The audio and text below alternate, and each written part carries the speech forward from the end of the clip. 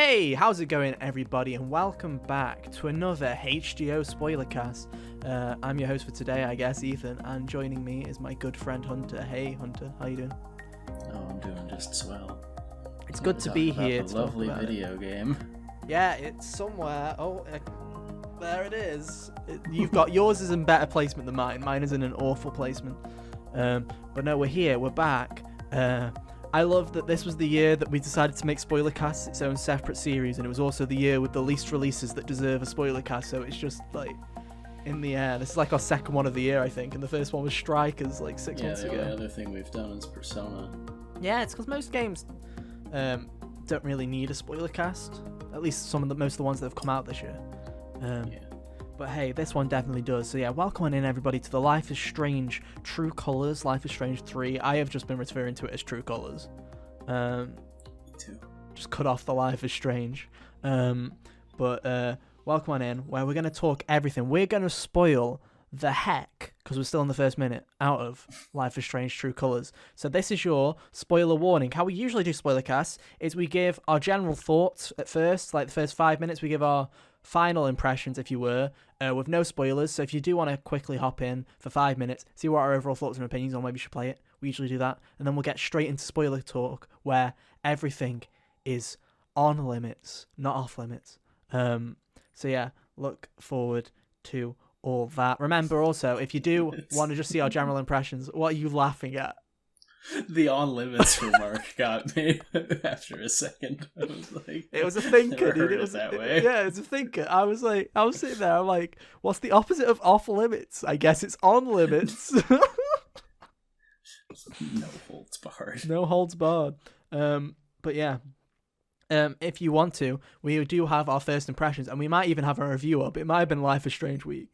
But I'll probably nick a bit of my review because I feel like I wrote it quite well for my general impressions. But yeah, so this is it. We're going to talk. We don't know how long for. I've got a list of all the choices in the game, so we're going to probably be here for a while. But yeah, me and Hunter, we've done a good job, I think, this time, because most of the time, Hunter, we're terrible, because we're the two that always do the spoiler casts. We never really have guests. It's true. And we always have the habit. And when we plan for guests, it gets pushed around. Yeah. And when we plan on doing a spoiler cast, I I have the terrible habit of once finishing messaging you straight away and blasting out all of my opinions, when really we should just not talk to each other pretty frequently, or just while you're playing it. You were sending me things about the middle of Strikers. Yeah, exactly. But I think I've been better this time. I think I've been good. No, ignore that. Professional as always. But yeah, I think I've been good this time, and I feel like we've got plenty to talk about, and we haven't really talked about this game much off podcast, and if we have, it's just been little bits. So yeah. I'll start with you, Hunter. What are your general thoughts and impressions in this game after beating it? So I think this is a substantial step up from the first game, which is the only one I'm going off of, because I didn't play Before the Storm or 2. You but heathen. I think whoops. How dare you? But I think this is a substantial step above. It's like all that high school melodrama chilled out and matured a little bit into something that felt a bit more real, I suppose. Mm-hmm. While still maintaining the charm that the first game had. Yeah, I definitely agree. I'm looking to my review here because I often think that I write things down better than I just randomly gurgitate them out of my mouth. So I'm just going to look at this for a little bit. Basically, for my history of Life is Strange is I played Life is Strange 1. I really enjoyed it. I played Life is Strange 2. And I played... Before the Storm, rather, before Life is Strange 2, which was the prequel. And that came at a point in my life where I was in a bit of a down slump. I was a bit hit with more depression than usual, really. And that game just emotionally broke me and connected with me in a way where that game is it lifted up Life is Strange 1 in my books. That's how much I fucking adored that. And that's really where my love of Life is Strange came from. And then Life is Strange 2 came out, and I was so indifferent and so, kind of air on it that it kind of killed my entire, not killed my love for the franchise, but it made me go, maybe I just liked Arcadia Bay, and maybe I just liked that original story and not Life is Strange. So I was kind of down and out. And then this game came along, and we've been saying it since it came out. I was like, this could be it. This looks like a good game. They spoil way too much in the trailers, but this looks like a good game. And this is what I wrote. I'm gonna nick from my review. If the review's not out, I am literally plagiarizing myself in like a week's time when it does review. But what I said was in my review was True Colors. 6 months later, I'm delighted to say that not only did True Colors bring back my adoration for Life is Strange, but it surpassed every one of my wildest expectations to make it my favourite game in the franchise. It may not be the grand emotional teen drama of its predecessors, but its nuanced storyline, outstanding art direction, phenomenal character performances, and thought-provoking soundtrack make the story of Alex Chen and Haven Springs come to life in a way I never thought it would, culminating in an adventure that you wouldn't want to miss. Wow, it's almost as if that sounds like a real review. Wow. Look forward to it in 6 to 8 months. Because everyone knows I'm terrible at writing reviews. But no, I was not expecting to connect with this game in the way I did. And I think I said it on Twitter, that it's not in a negative way. Most of the time with Life is Strange, you get hit with the feels, and you feel like shit, and you feel like depressed, and you're like, well, time to go crawl into a ball and have a little breakdown. And this game, like, I was shocked that this game ended with me not feeling empty, but it made me feel like the feeling that I got from this was hope. And it's like a very weird thing where the shit stuff happens and you get beat down, and as the tagline says, the truth hurts. But in the end, the game leaves you with a sense of hope for the future, and I think that's, for Life is Strange anyway, a different, I believe but that's really, what the professionals call catharsis. yeah, it's a genuinely great feeling. But no, I am 100%. It's my favorite Life is Strange game, and I think it's fucking amazing what they did with it. When they didn't have to go into tropes. They did not have to do a kind of cheesy bad guy reveal all of a sudden. They do have a villain reveal, because every Life is Strange game has a fucking villain reveal, it seems. But they didn't have to do the cliched villain trope instantly and pull out the Life is Strange 1 card. And there's so much, especially with episodes 4 and 5 of this game, there is so much to compare to Life is Strange 1, and how I feel that this did what Life is Strange 1 wanted to do in every conceivable way better, in a better way. So yeah, I absolutely loved it. So yeah, go and play it is my recommendation. I recommend that you go and play it as soon as you can if you like narrative stuff. Mm-hmm. And even if not, try it anyway. Maybe it'll change your mind. Yeah, I don't know I'm playing with fire if this review comes out. I gave it a must play. Nice. Which is my first must play of reviews, because and your second score. It's well, I technically have a third score because I have a partially written review for Ratchet and Clank, but it's not right. That's not must play. Kind of giving away that score, but now I've got to make that video, damn it. But yeah, to me it's a must play. It's my favorite game in the franchise and probably my favorite game in the genre. I love Tell Me Why, but there was something about Alex and this story that just connected with me in a way that I don't think a game like this has ever connected with me. Or if it has, like Before the Storm, it just connected to me by emotionally breaking me. So yeah, there you go. There are our general thoughts. So here we go. Final warning. This is spoiler territory, boys and girls. As I like to say, if you don't want to get spoiled, get the fuck out, because we're done. There are no holds bar. We're going to fucking annihilate all these spoilers. I don't know where to start, to be honest, with this kind of game. I don't know where do we just play it episode by episode? Do we talk broad and then go into choices? I don't know. I'll let you choose. Probably episode by episode with the broad strokes and then the choices for each episode. Sounds like a good idea. Sounds like a plan. So let's start with episode 1. And my one thing with episode 1 is episode 1 to me is such a different episode for Life is Strange. I know you've only played the first episode of Life is Strange 1, Hunter, because you haven't played Before the Storm or 2. I don't know why the one that I forgot the name of was the one with the number in it, but okay. But usually Life is Strange episodes are the first episode of Life is Strange games are usually in the same vein of they have something happen in the first third to the first half, which causes the power to show up or causes a big event that sets the chain of events off. And this doesn't have it until the last 60 seconds of the episode. But man, I really liked this first episode as a great character introduction. It was a really good setup for everything, especially considering that, like, the whole time we were both going, well, we know this thing is gonna happen, so just rip off the Band-Aid. Yeah, I am it really got me pissed. Invested anyway. I'm really pissed off that Square Enix spoiled that. I genuinely did, like, get angry because I thought, oh, they spoiled it because it must happen in the first 30 minutes, not that that's the cliffhanger to the first episode kind of spoiler. I'm like, how did I write it? I'm getting my review up again. How did I write it? I said it to you while we were off camera, but I wrote it as after a tragedy occurs that shakes the foundations of the Haven Springs community. Blah blah blah. Carrying on. I don't understand why they had to specify that it was the death of Gabe. There you go. Spoiler alert. That's not even a spoiler because apparently Square Enix is like, that's fair game. Like, the way they were throwing that info out there, you'd think, like, he would get hit by the bus that Alex rode in on. I'm here! She was driving it. Be really funny. But no, it's... I don't know why they spoiled it. Like, genuinely, they should have just said it after an event or, you know, something like that. Yeah. But, like you said, even though if you've watched the trailers... You saw it coming from a mile away because you were told within the first 60 seconds of the trailer.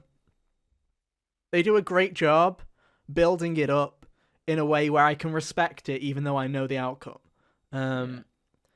Especially because I don't know about you, but I was just constantly going, okay, how does he die though? How's this death happening? So these constant things where I'm like, okay, like with Ethan on the other side of the ravine, I'm like, okay, he's going to fall in the ravine or something's going to happen during the ravine. And then when they got over the ravine and everything was fine, I was like, is this happening this episode? That is was this an a bait? eyebrow raiser. I was like, really? I'm like, is this He's a bait? Still here. Yeah. But yeah, I really like this episode because one thing I love is that the power is already there. That's one thing that I really love. Yeah. Life is Strange 1 and Life is Strange 2 do this thing where, oh my god, this power's just come out of nowhere. Where's it come from? What does this mean? You know? Whereas Alex from the get-go has had this for at least a couple of years. She's had this power to read people's emotions and it's just kind of came naturally. And to be fair, I think that makes sense for an empath, right? I feel like it to come naturally makes a lot more sense than just one day being like punched in the face and being like, wow, now I can read your anger. Imagine just being like normal, like imagine being like super stoic even, like not even caring about people that much, and then one day waking up and then being all sad because the person next to you is having a bad day. Yeah. And I mean, they do kind of get into it later that the reason that she kind of does have these powers is because she kind of cut off her own emotions in a way during the whole orphanage thing. But man, so let's start over with like Haven as a place, right? I think that's the first character really you're introduced to. Obviously, you're introduced to Alex in the therapy room, which is a very weird scene, by the way. It's just like a one-shot camera. I was expecting like it to be a nightmare or something because I'm like, this is weird.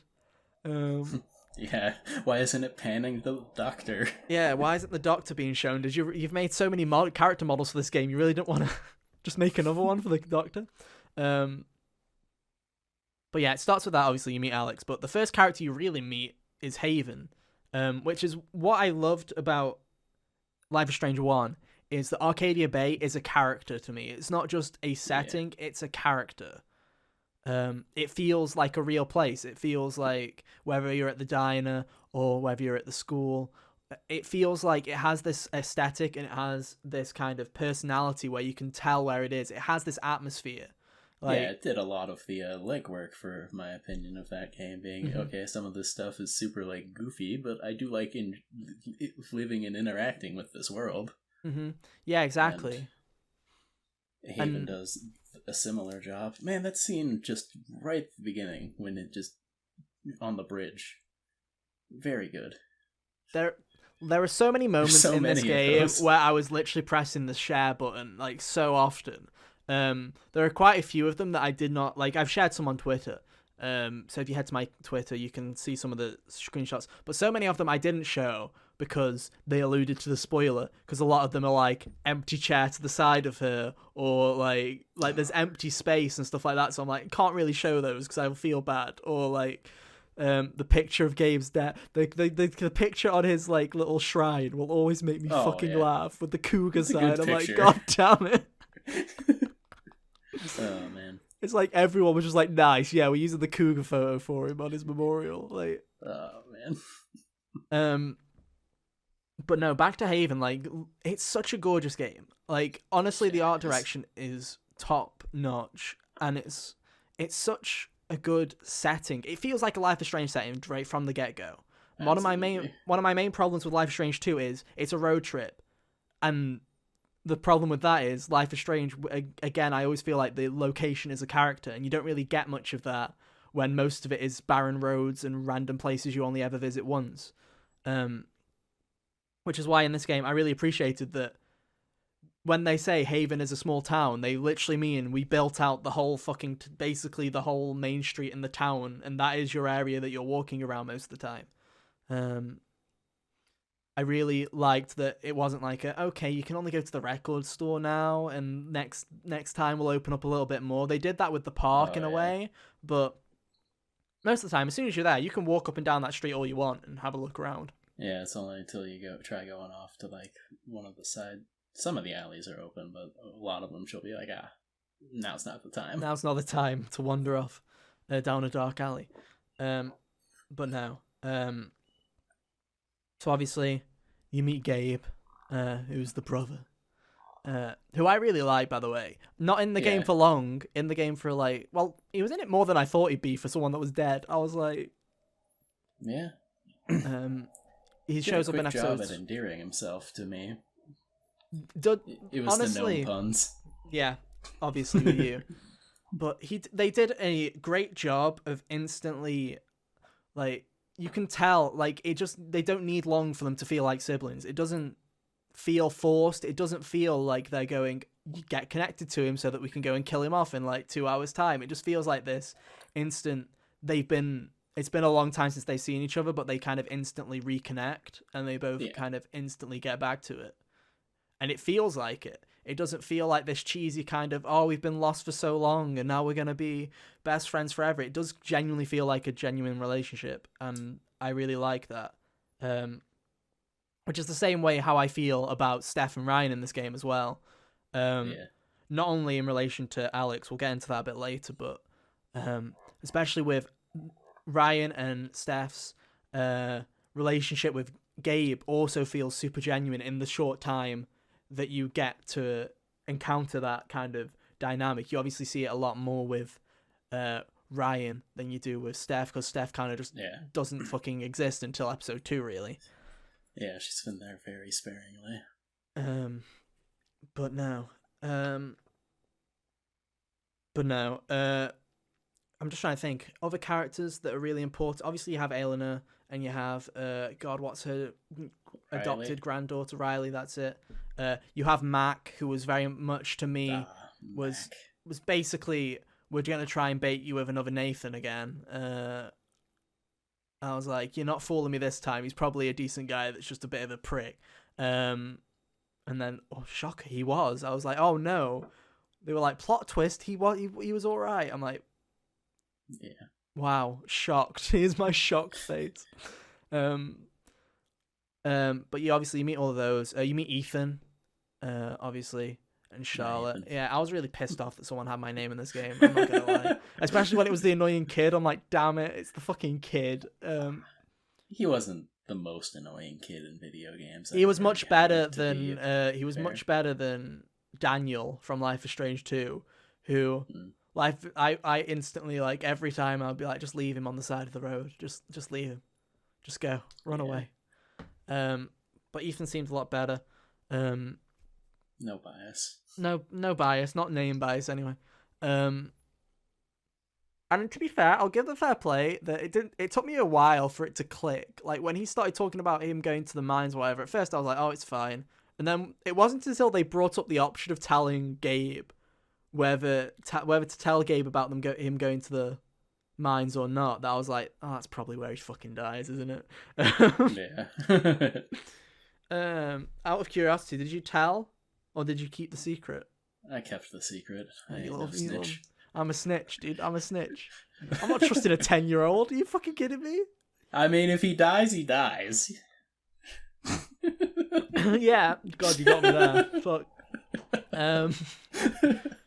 Choking on Diet Coke. What a terrible way to go.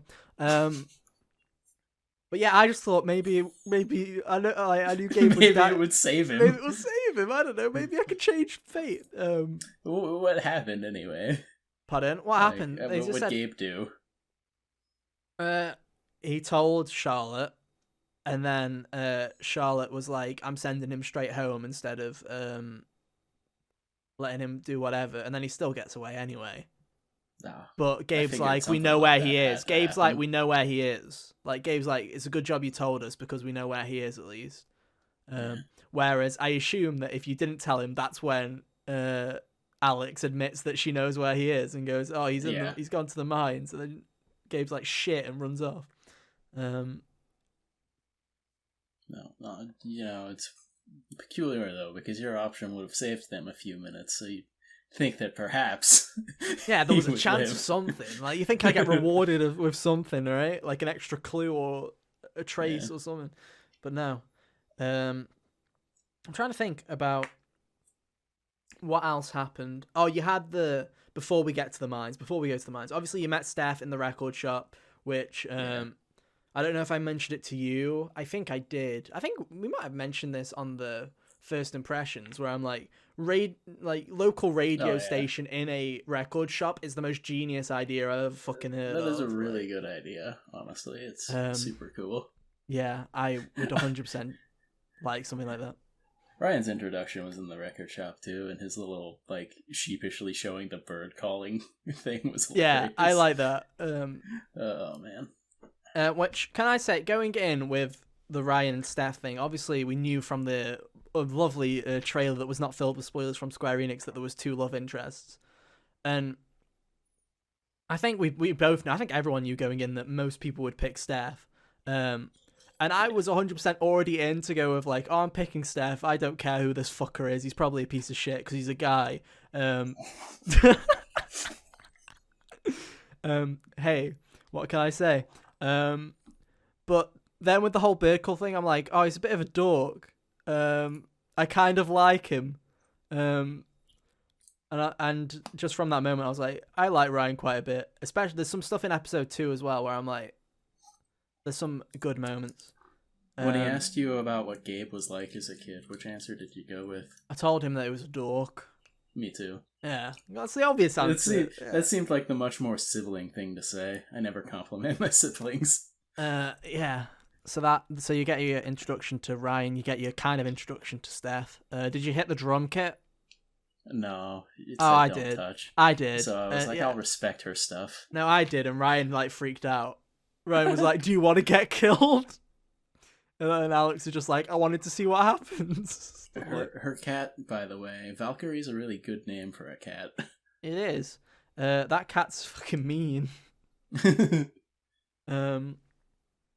But yeah, so that was that. There was the scene. I loved the fucking cheesy ass. It was in one of the trailers. I wish they didn't ruin it with the fake guitar playing in the apartment with the broom. That was fantastic. Which is excellent. I fucking love that scene.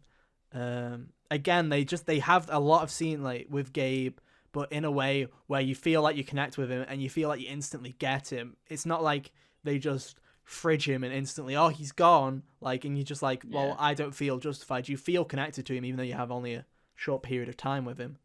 But no, I really liked that scene.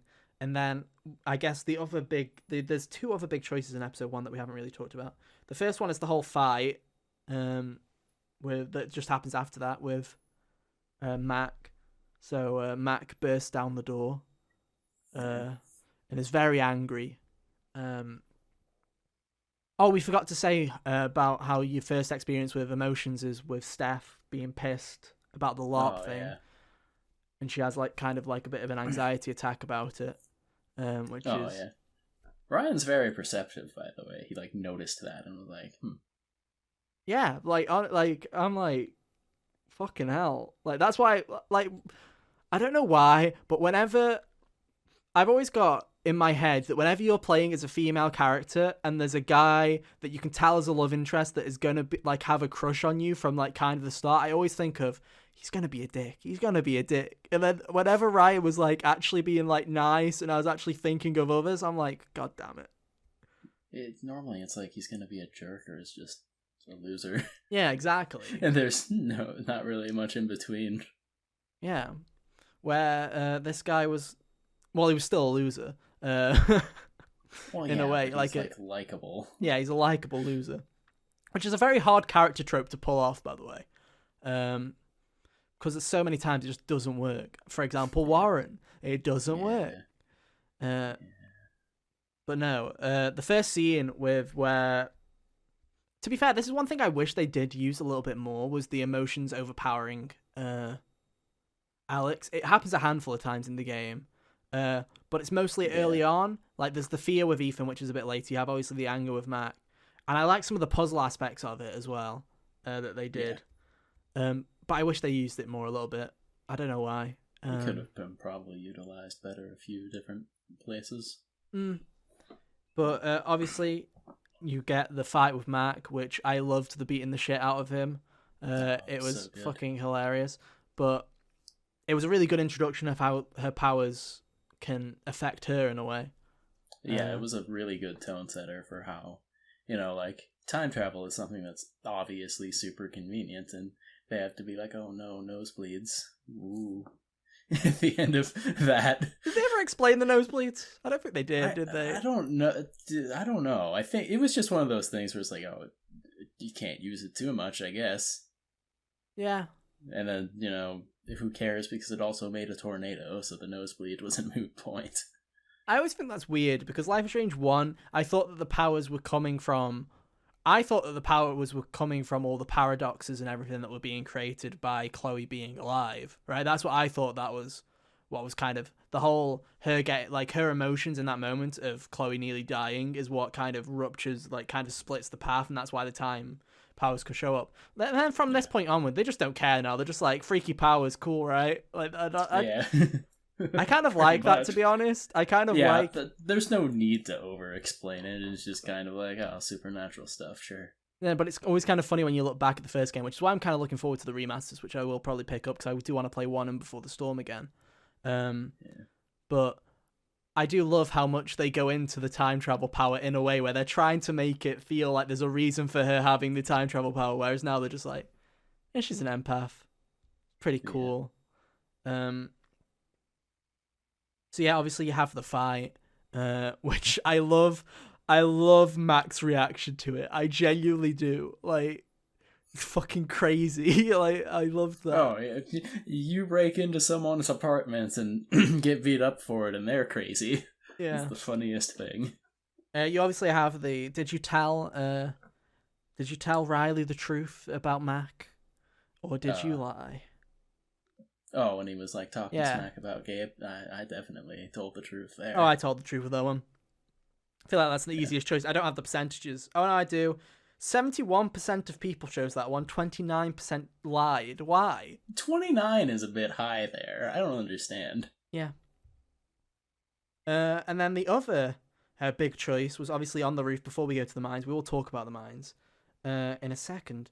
But Alex, did you tell Gabe about the power or not? I did not. I was like, he's only going to be alive for 20 more minutes. There's no reason to make this weird. You see, I was the opposite. I was like, this guy's going to be alive for 20 minutes. I want Alex to get a sense of someone, like, not beating her up about it. That was my whole thing about it. And to be fair, that's how the scene played out, which I was kind of glad. was, I think I wrote, I've got a line in there in my review about it, but how Alex calls her power a curse at the start of the game, because because the emotions can overwhelm it, and Gabe in response calls her a hero, and it kind of changes her perspective on how the powers kind of work. And then if you play in episode 2, if you had that conversation with her, she talks about how she can use her powers for good, because Gabe was the only person that ever saw it in a positive outlook, so she takes that on with her, which I really liked. Yeah. But no, interesting little thing. Most people chose to talk about it. So shall we go to the mines? Can I just say I hated the fucking mine puzzle. Whatever the fuck that was, going up and down the stairs, going round and round, trying to figure Oh yeah, just looking at his the little maze. I was like, fucking why? Like, I was like, this seems really. A lot of it seemed like I don't understand what's preventing us from just going where we know the last spot is. Yeah, was the problem. Yeah, that was my main thing. It also annoyed me then when Gabe at the end of it was just like, picked the lot. And I'm like, God damn it. I wish you could have waited. I wish you could have waited. I wish there was an option for you to, like, if you waited 5 minutes for him just to go, okay, I'm done, and then you just go through the gate normally. That would have been a fun one. I also was annoyed because I was trying to solve this puzzle and I wasn't looking right. I was looking for the solution to find Ethan and to find the puzzle. What I wasn't looking at was all the shit like the whole Jed's a hero stuff. Right. Or the phone call. I was listening to the phone call of him on the phone, and I was like, I literally forgot that I was like, in my head, Jed was never even linked to the mines. Man. I didn't even click on it until pretty late in. The only reason that I clicked on Jed was because I was like, he's being too nice. That was the reason I was like. It clicked for me at the end of chapter 3. Oh, with the LARP? No, like the part after that where she's on the computer. Oh, we'll get to it. Okay, we'll get to it because you're gonna have to educate me on that part because I did not get it. Because the only thing we'll get to it. But obviously you have the mind puzzle, and then you have your first instance of a puzzle around emotions, which was Ethan's fear, which I really liked that scene. Yeah, that was cool. I also loved when Ethan was like, there's a monster, I'm like, oh, please don't be a supernatural thing. Please don't have the fucking Kate. Like, I honestly, there was a small part of me that went, they've done supernatural tornado. Please don't do supernatural monster that kills the brother. Please don't do this shit right now. That would have been so irritating. But then to look at it, and it is looking through a child's eyes of what fear is, and they see like the monster of the ravine and like the shape of the rock formation makes it look like a monster. I'm like, okay, that's pretty fucking cool. I liked that. Also gives her a bit of confidence of using her powers, which I liked quite a bit. And then finally, you have the big scene, which still hit me, but it was just kind of a funny way to go. I thought it would be really dramatic or something, like him holding onto the ledge or something, and then it's the unceremonious. I wasn't expecting the boulder to just bonk him on the head. Like, oh god! Yeah, it just bonks him on the head. Like you think it was like some kind of like comedy ending, like I felt like it was something like out of Suicide Squad or something, where someone was like, I'm not gonna die, then a boulder just hits him on the head and he's just fucking dead, like instantly. Is like a comic relief joke, but it was kind of and I honestly think that if we didn't know it, I feel like that would have hit really fucking hard. About as hard as the boulder hit him. Yeah, exactly. But no, really fucking sad scene to end it on. Especially with the whole Ryan cutting the rope and everything like that, being like, which I will get into in episode 2. I really liked episode 2 quite a bit. It's probably one of my favorite episodes, actually, just from a storytelling perspective. But there we go. I'm looking at this. I think all the other choices in this episode were just random stuff. Yeah. Did you put the glasses on? No. Of course I put the glasses on. What did you... Yeah, obviously. Of course I put the glasses on. No, I'm not a sociopath. So yeah, that was episode 1, I guess. Very cool. I liked episode 1 quite a bit. Like I say, it was a bit of a slow burn, but in a good way. where it kind of that was sets a really up good tone setter. and it sets up all the characters. Oh, one thing from episode 1 that we didn't mention, that we did mention on the original First Impression podcast, I just ripped an earbud out, was Pike's introduction was fucking brilliant. It's as if they looked at Life is Strange and went, what are people going to look at? Suspicious police officer that everyone's going to hate? Let's pull a race card and then go, I'm only joking. And at first I was like, is he joking? Is he really nice? And then when I had me for a second, I was like, oh no, really? I'm like, oh god, here we go. Here's the Life is Strange racist character that isn't well written in the slightest. But then he was well written, and I really like Pike, quite a bit. When the more you see of him, I was like, okay, no, I actually like this character, and especially what they do with him eventually. When you read his emotions after that, before you take him up on the drink, when he's all like, oh man, was that bad? Yeah, he was like, have I gone too far? Was that, yeah. Did I do bad? That was funny. Yeah. But no. Yeah, I think that's all I have to say about episode 1. Have I missed anything, Hunter? I don't think I forget. Did you win the game with Steph? Yeah, I did. Nice. So did I. Okay. Well done. Only winners allowed, apparently. Ooh. Yeah, hot winners only. So moving on to episode 2. The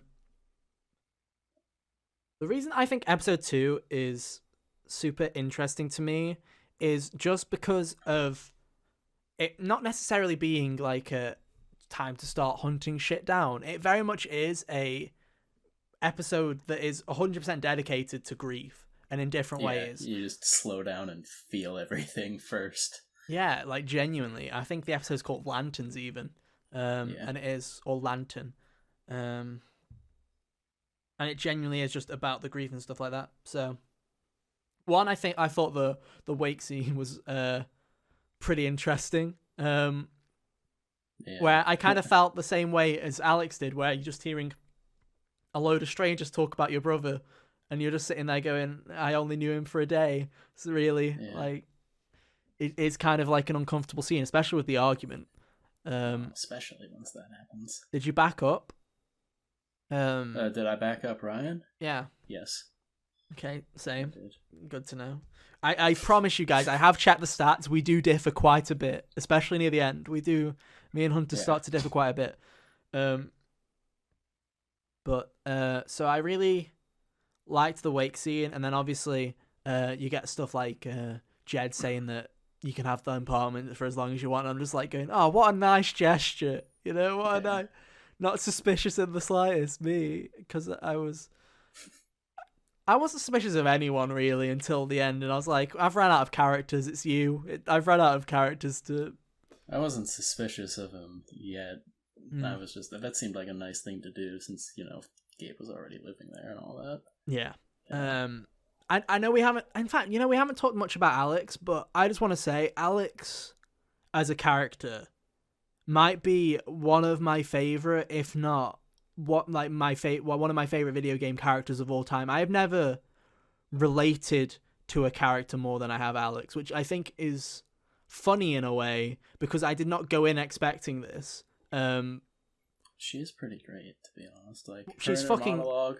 Definitely, I've been looking at things, and I was like saying things offhandedly, and her monologue was like the same thing. Yeah.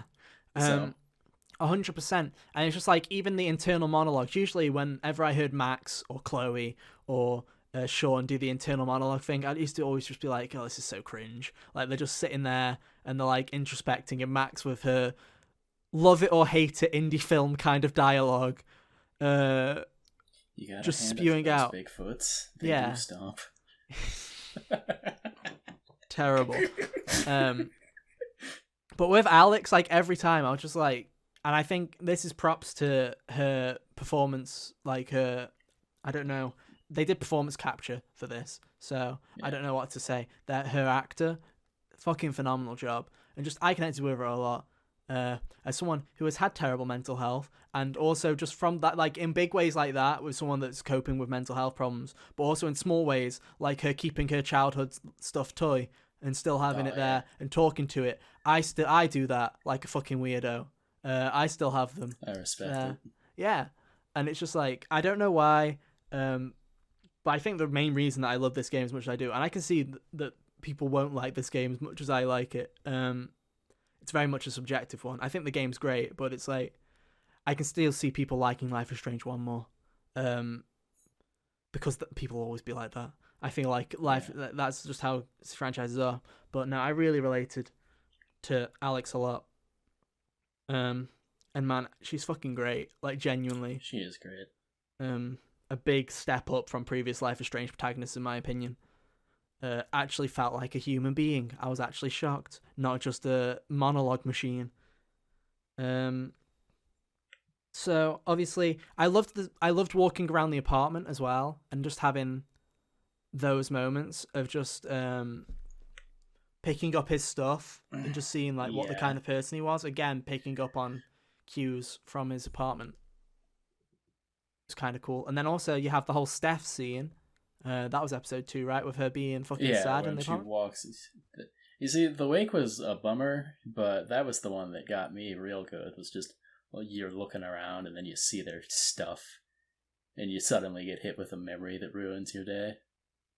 Yeah, and I think Yeah. yeah, it felt real because it's not just like it's just like a random memory, you know. It's the stupid fucking it's the time that they got stupid drunk and were doing a Played fucking foosball. It was amazing. playing foosball to make her stay, and it's just that's the emotion that that's the memory that breaks her, and I just love the whole scene and having to deal with it again. Another emotional puzzle, and I think that was a really good puzzle of trying to work Yeah. backwards on okay, what's the reasoning behind what's making that emotion, what's making that memory in particular so painful, and working your way backwards. Did you let her win? No. Same. I was like, the only way she could be reminded of my brother is if I also like fucking stomp you into the ground as well. She almost got me a couple of times. Like Oh, when she was playing when she was playing for real, I came back from like 4-0. No, literally, I clean sweeped her. I literally clean sweeped her. I did not let her get a single ball in the entire time. No hope. It I was was like, hilarious though. I'm like, oh man, she'd be mad at me if I let her win.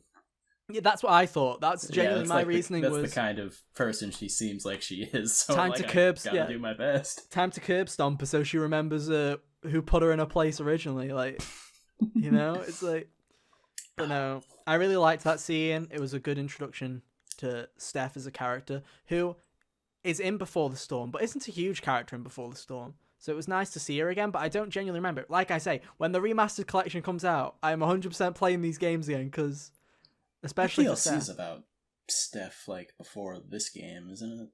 it's connecting. It's between Before the Storm Oh, and after. So you might have to you know, I might you, get it. you might you honest. I think you'd really like Before the Storm as well, to be honest. Well, yeah, I plan on playing that once I get like the collection because mhm. I do like physical media.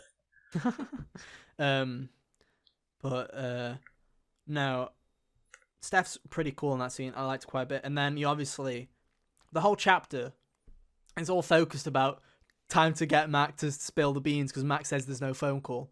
Yeah.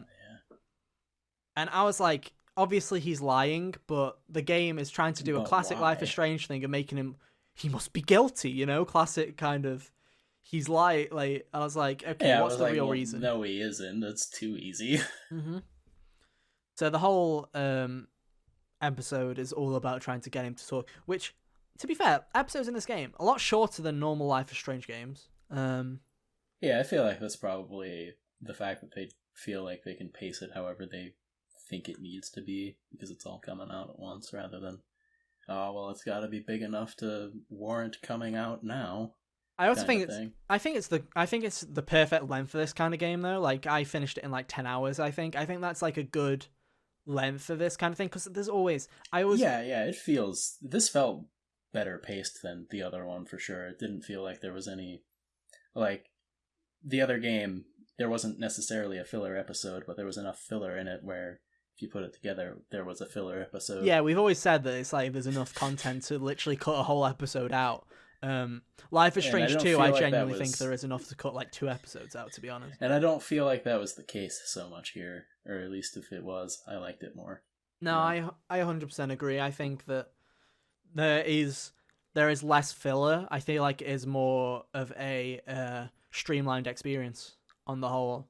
And even if you do, and even it like some of the stuff does feel like filler, like sound like filler. Like if you say one episode is heavily based on doing a LARP, you'd think, oh, It was so much that's the filler fun. episode. But it's actually not, because you get so much character development from a lot of the characters from Yeah. doing that LARP.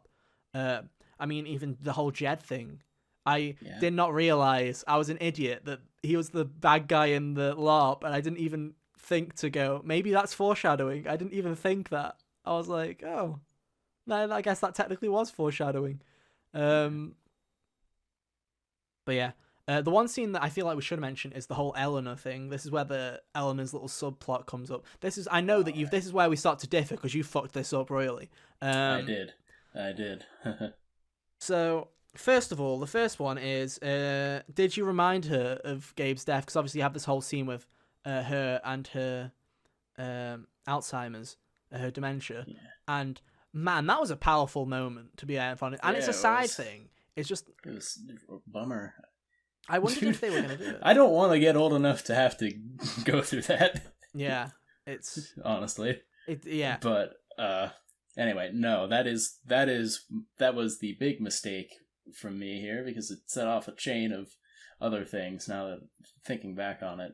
But I didn't. I was like, man, this lady's had a rough day. I'm not gonna be like, haha, your friend is dead. I told her, one, because I was like, yeah, shit's gonna suck, but I think she's gonna thank me for it in the long run, you know. Yeah. And to be fair, that's not the only fuck up you can make, Hunter. I've looked into it. In other Really? episodes, yeah, if you tell Riley at any point about it, you also instantly fuck that up. Okay. You see, I didn't do that. So the whole time when it's like at the end of one of them, it's like Riley figured out even though you didn't tell her. I'm like, how? And then it took me like a while of thinking about it. I'm like, oh wait, Because you forgot about Gabe's death, Gabe. yeah. Darn it. Yeah, I got away scot-free. I did what I did with Detroit, where I somehow got like the perfect ending, and I was like, how? I didn't even look up a guide. This is bullshit. I'm just like, apparently I'm just too much of a people pleaser, apparently.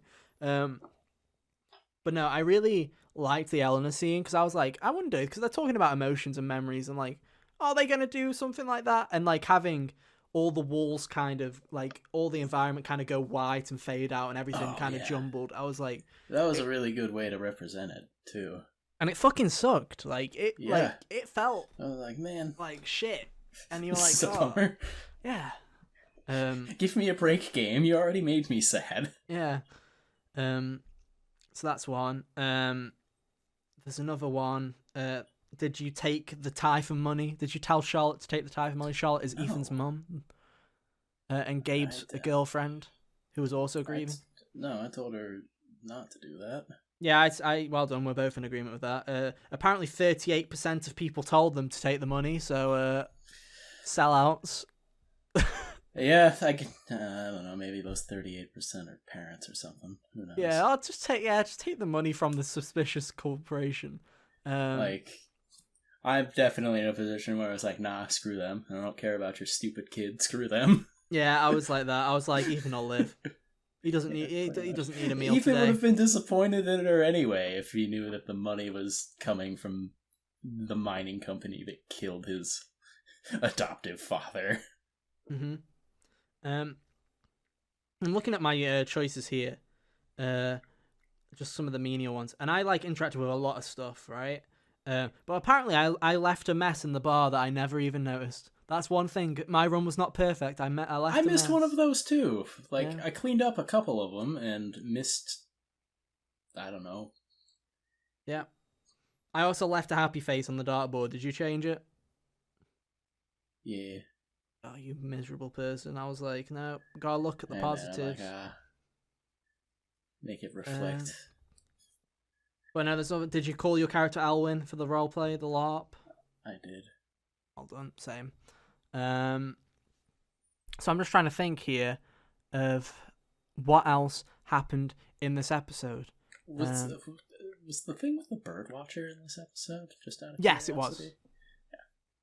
Yeah. Them.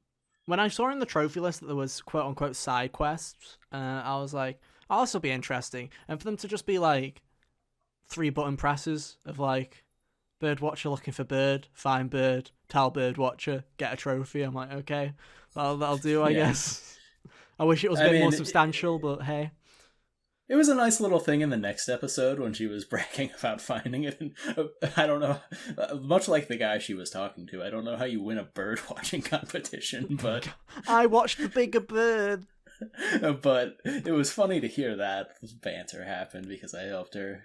I also liked when you were like walking by that couple that couldn't spit out their feelings the first time, and Alex was like, "Nah, this is none of my business." Yeah, and then by episode 4, is it episode 4? Yeah, I think it's episode 4. Yeah, it's episode 4. If you see them again, she's just like, "Oh fuck it!" I'm like, "This is taking." You two are hopeless. You two are taking the piss. It was funny though. Like I really liked the first reaction there. I'm like, yeah, I respect that wholeheartedly. Yeah. But no, I guess the big thing. There were 2 big scenes. First one obviously was confronting Mac about the whole situation. So how did you do it? Did you calm him down? I guess the options were: did you calm him down from his panic attack, or did you walk away? I helped him out. Yeah, same. I'm not a monster. Yeah, same. I'm like, oh, dude's being pressured by the shady organization. I shouldn't just leave him here to suffocate himself. Yeah, exactly. And I was like, I already beat him up. Yeah, and it was just like every like character trope. They tried to make him out like, oh, he's gonna be like a bit of an asshole, right? But it's just insecurity. Like that's the main problem with Mac. Is just he's a very insecure person. He's one of those aggressive people that is insecure. And I was like, he's probably just having a shitty hand. And then like when Mac says he got the phone call, he's being told by Typhon. I'm like, yeah, I fucking knew it. So yeah. But I liked that because I was like, who leaves? How many people? Only 4% of people walked away, which. Okay. It's crazy. Wait, hold on. What was the percentage that was higher last time that was too high? The 29%. Was that the people who backed... Those were the people who helped him lie in the first episode, right? Yes. Okay. It's funny to me that one's... like, I'd expect almost people are just making bad decisions. Well, we played this game pretty early, so I like to consider the people that are playing this Life is Strange fans. So I'd like to consider that a larger number of them have like, we've been here before with Nathan, we've been here before, he's probably not that bad, let's just give him a fucking let's calm him down and see what he has to say instead of walking away. They probably learned their lesson from the last couple of Life is Strange games. Yeah. But no, I do think that one is a funny one. And then the second scene, which I really like, is the scene with Ryan. And this was the scene where I was like, fuck, I actually really like him quite a bit. Because it's such a fucking good scene. They go back to the site of where Gabe died. And you have this whole scene with Ryan. Actually, where is that? I'm looking right now for... Oh, there it is. No, that's not it. Is that not a part of the chapter 2 options? Which one? Whether it was a small choice, but I can't find it. I was looking for. Oh no, there it is. Okay, I got it. So the whole idea is you've got Ryan who's really fucking angry, and you've got to try and calm him down. And the options were, I forgive you. Oh yeah, that one. Gabe forgives you, or forgive yourself. Which one did you pick? I said Gabe would forgive him. Thank you. You're an idiot because you're the majority. And I was like, "Who? Look, I can't show this." You said Gabe would forgive you. I said forgive yourself because I knew what he was fucking. I felt like that was the right option. And I was like, only 20%. I'm like, who are these monsters? So why did you pick Gabe? Please enlighten me. Mostly because I was like, forgive yourself, man. He'd probably spit some anger back at me for that. Like, rah, rah, rah, rah. I'm like, just go with the angle that I think would work better. Oh no. And Yeah. obviously, it seems like they all work to some Yeah, they all capacity. work, but to me, I read the room and I was listening to everything they had to say, and I was like, it's very clear here that he blames him. So he blames himself. That this isn't like he's pissed off at Mac, he's pissed off at he's pissed off at Gabe, he's pissed off at me. He's very much he cut that cord. He feels like even if Gabe was dead back from the hit, and he definitely was dead from the fucking hit. He still blames himself because he cut the cord. So I was like, again, because one of the main themes of this game, I feel like, is forgiveness in a weird way, and I was like, the one that I definitely would not have picked at all would have been "I forgive you," because like, what does that matter? yeah, what have you done? You've been here for fucking 2 days. Accepting like Gabe's forgiveness would lead potentially to him forgiving himself eventually. Same, but I was just like flat out. I'm like, you need to forgive yourself, and he kind of broke down. And I liked that scene quite a bit. It was pretty good. Yeah. Did you shake hands or hug him? I assume you shook hands because you were going for that Steph route. No, I think I hugged him. Oh, good. Okay, same. So did 72% of people. This is the maximum amount of love that Ryan got, I think, in the entire fucking... See, I'm not salty. Not salty in the slightest. Also, to talk about that foosball championship, only 40% of people actually won it. That's hilarious. More people lost. So there you go. But I fucking loved the scene with the Joy. The whole Joy scene, I thought was fantastic. It didn't even cross my mind that like the Joy would also be infectious. And then as soon as I saw the yellow, I'm like, oh, that's cool. Yeah, and I'm glad they may have shown it in trailers a little bit, but I did not remember them showing Joy at all, at least in the first trailer. So it was nice to not have an emotion that wasn't fucking sad and depressing when I was like, oh shit. Yeah, I guess strong good emotions would also impact you. Yeah, it's cool. Also, the whole like situation when you read the memories is funny, like the Canadian Goose thing. Oh yeah, the fucking, cracked me up to no end. The running, what was it? It was the whole story was that Gabe run over a Canadian goose, and Ryan was trying to convince him that they had to like. That it was illegal because it was the Queen's, because it's a Canadian goose. It was owned by the Queen. By the Crown. Yeah, the Crown. Yeah. I think that was a funny fucking story, to be honest. Where I was like, yeah, that's pretty. Yeah, I was like, how did this possibly work? Mm-hmm.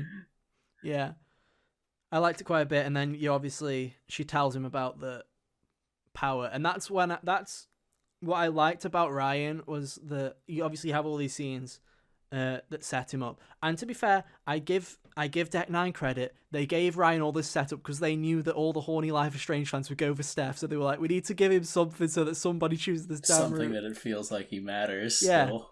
But you have all these scenes. So him finding out about the power first, and again, not being like, you're fucking crazy.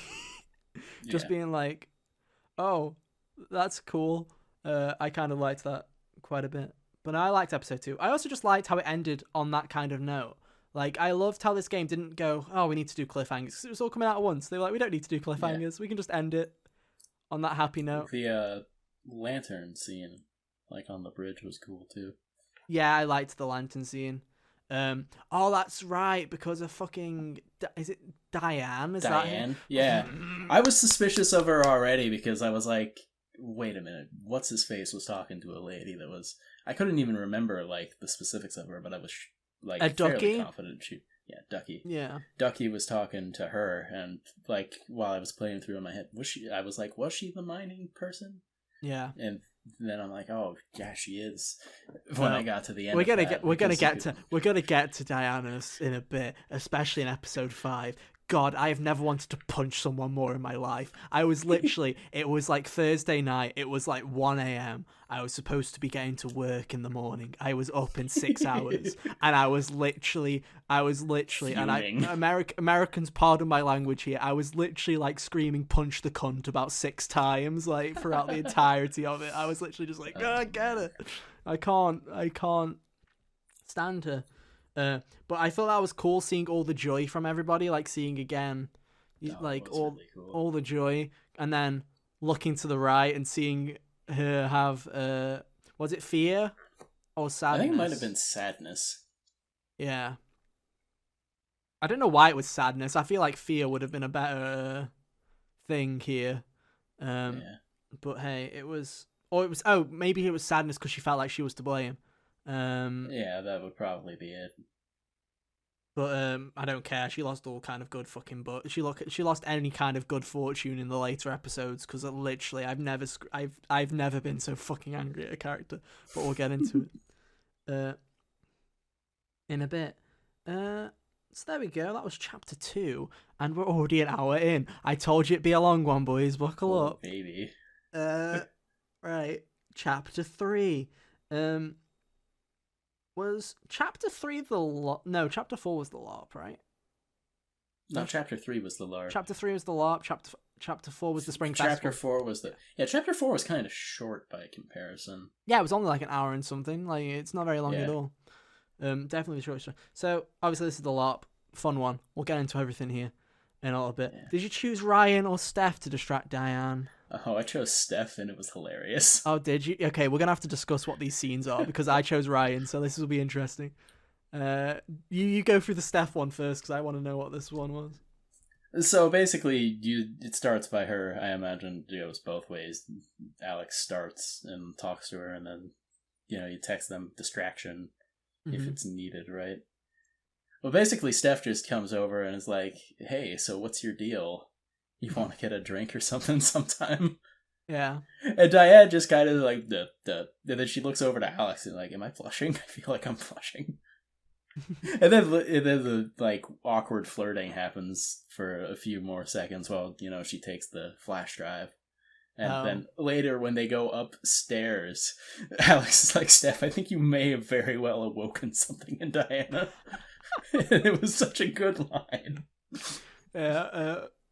So the Ryan one is a bit similar, where he just comes up to in like the most awkward way possible, and he's like asking her to like go on a hike, and he's like completely like kind of like not in his element, like he's like all kind of like awkward about it, like really like doesn't like it, and Diane's like completely falling for it, and then Alex just takes the USB and he just goes, "Well, bye," and walks away. Yeah, like, as soon as Alex took the USB, Steph was like, "We'll see ya." Yeah. And I think the comment was like, "I can't believe that actually worked," or something like that. It was like, Ryan was that shit at it. It was like, I can't believe that actually worked. The whole conversations leading up into that was really good too, just between the two of them. Yeah.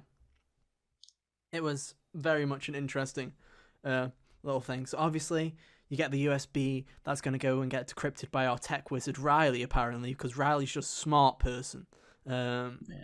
She is the smart person on the Oceans team of this great Typhon heist of knowledge. So while we do that... Before we leave the bar, I really like the song that they make you track down. Oh, yeah, the song. Yeah. Because Jeff hates the song because Kay played it too much. Yeah. It was so funny. As soon as you ask him about it, he's like, "Oh, God. Oh, God. Why are you both like this?" Yeah. Like as soon as I got it to play, I'm like, "Oh man, that's good." And then like later that day, I went and looked it up, and it wasn't on YouTube yet. Oh damn! Because it was like made up. So it was out like the next day, thankfully. Okay. So I haven't been like deprived. But no, I liked that was a funny little side quest. I liked that one quite a bit. But no, yeah, that whole scene was quite a funny one. I liked it quite a bit. Obviously, Steph finds out about the memory powers as well at that point. And then it was funny that she managed to connect the dots. That's how you helped her with the foosball thing. Yeah. Which I also liked because it gave them a reason to believe it and not just be like, "Okay, I believed you." Because Ryan obviously had the whole goose thing that had the whole goose moment where it was like, "Wait, how do you know that?" Yeah, how do you know all this shit? So that was a nice little thing. So then I looked this up, and you know how there's a part where you're just sitting in the apartment for the LARP and you can like listen to some music beforehand. There's like 3 options. We both picked the same song, which I think was quite funny. I don't even remember what the options were anymore, but that's Yeah. funny that we both picked One the was same one was Kings of Leon. One was Brianna Lilac, and the other one was Sugar Pie Riot, and we both picked Sugar Pie Riot, apparently, so well done, Hunter. Nice. We both picked the random one. Did you make Diane angry or sad? Oh, I made her sad. I made her angry, right, okay, this is great. Because how do you make her sad? I literally don't understand how I pissed her off. I think I just brought up, oh, he's died, don't you feel guilty about it?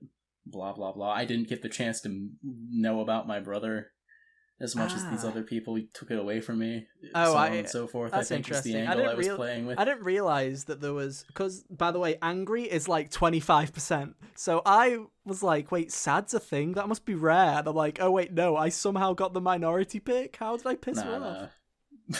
Apparently emotional torture is the more popular option. Well, I mean, the way you anger her is you just talk about how Typhon is responsible for it, and you just keep going on about like you're covering this up and shit like that. As you keep beating on that dead horse until she gets pissed off. But I didn't realize that was even an option. I just thought I did the thing the way it was supposed to be. Nah, I went with the much more personal guilt trip.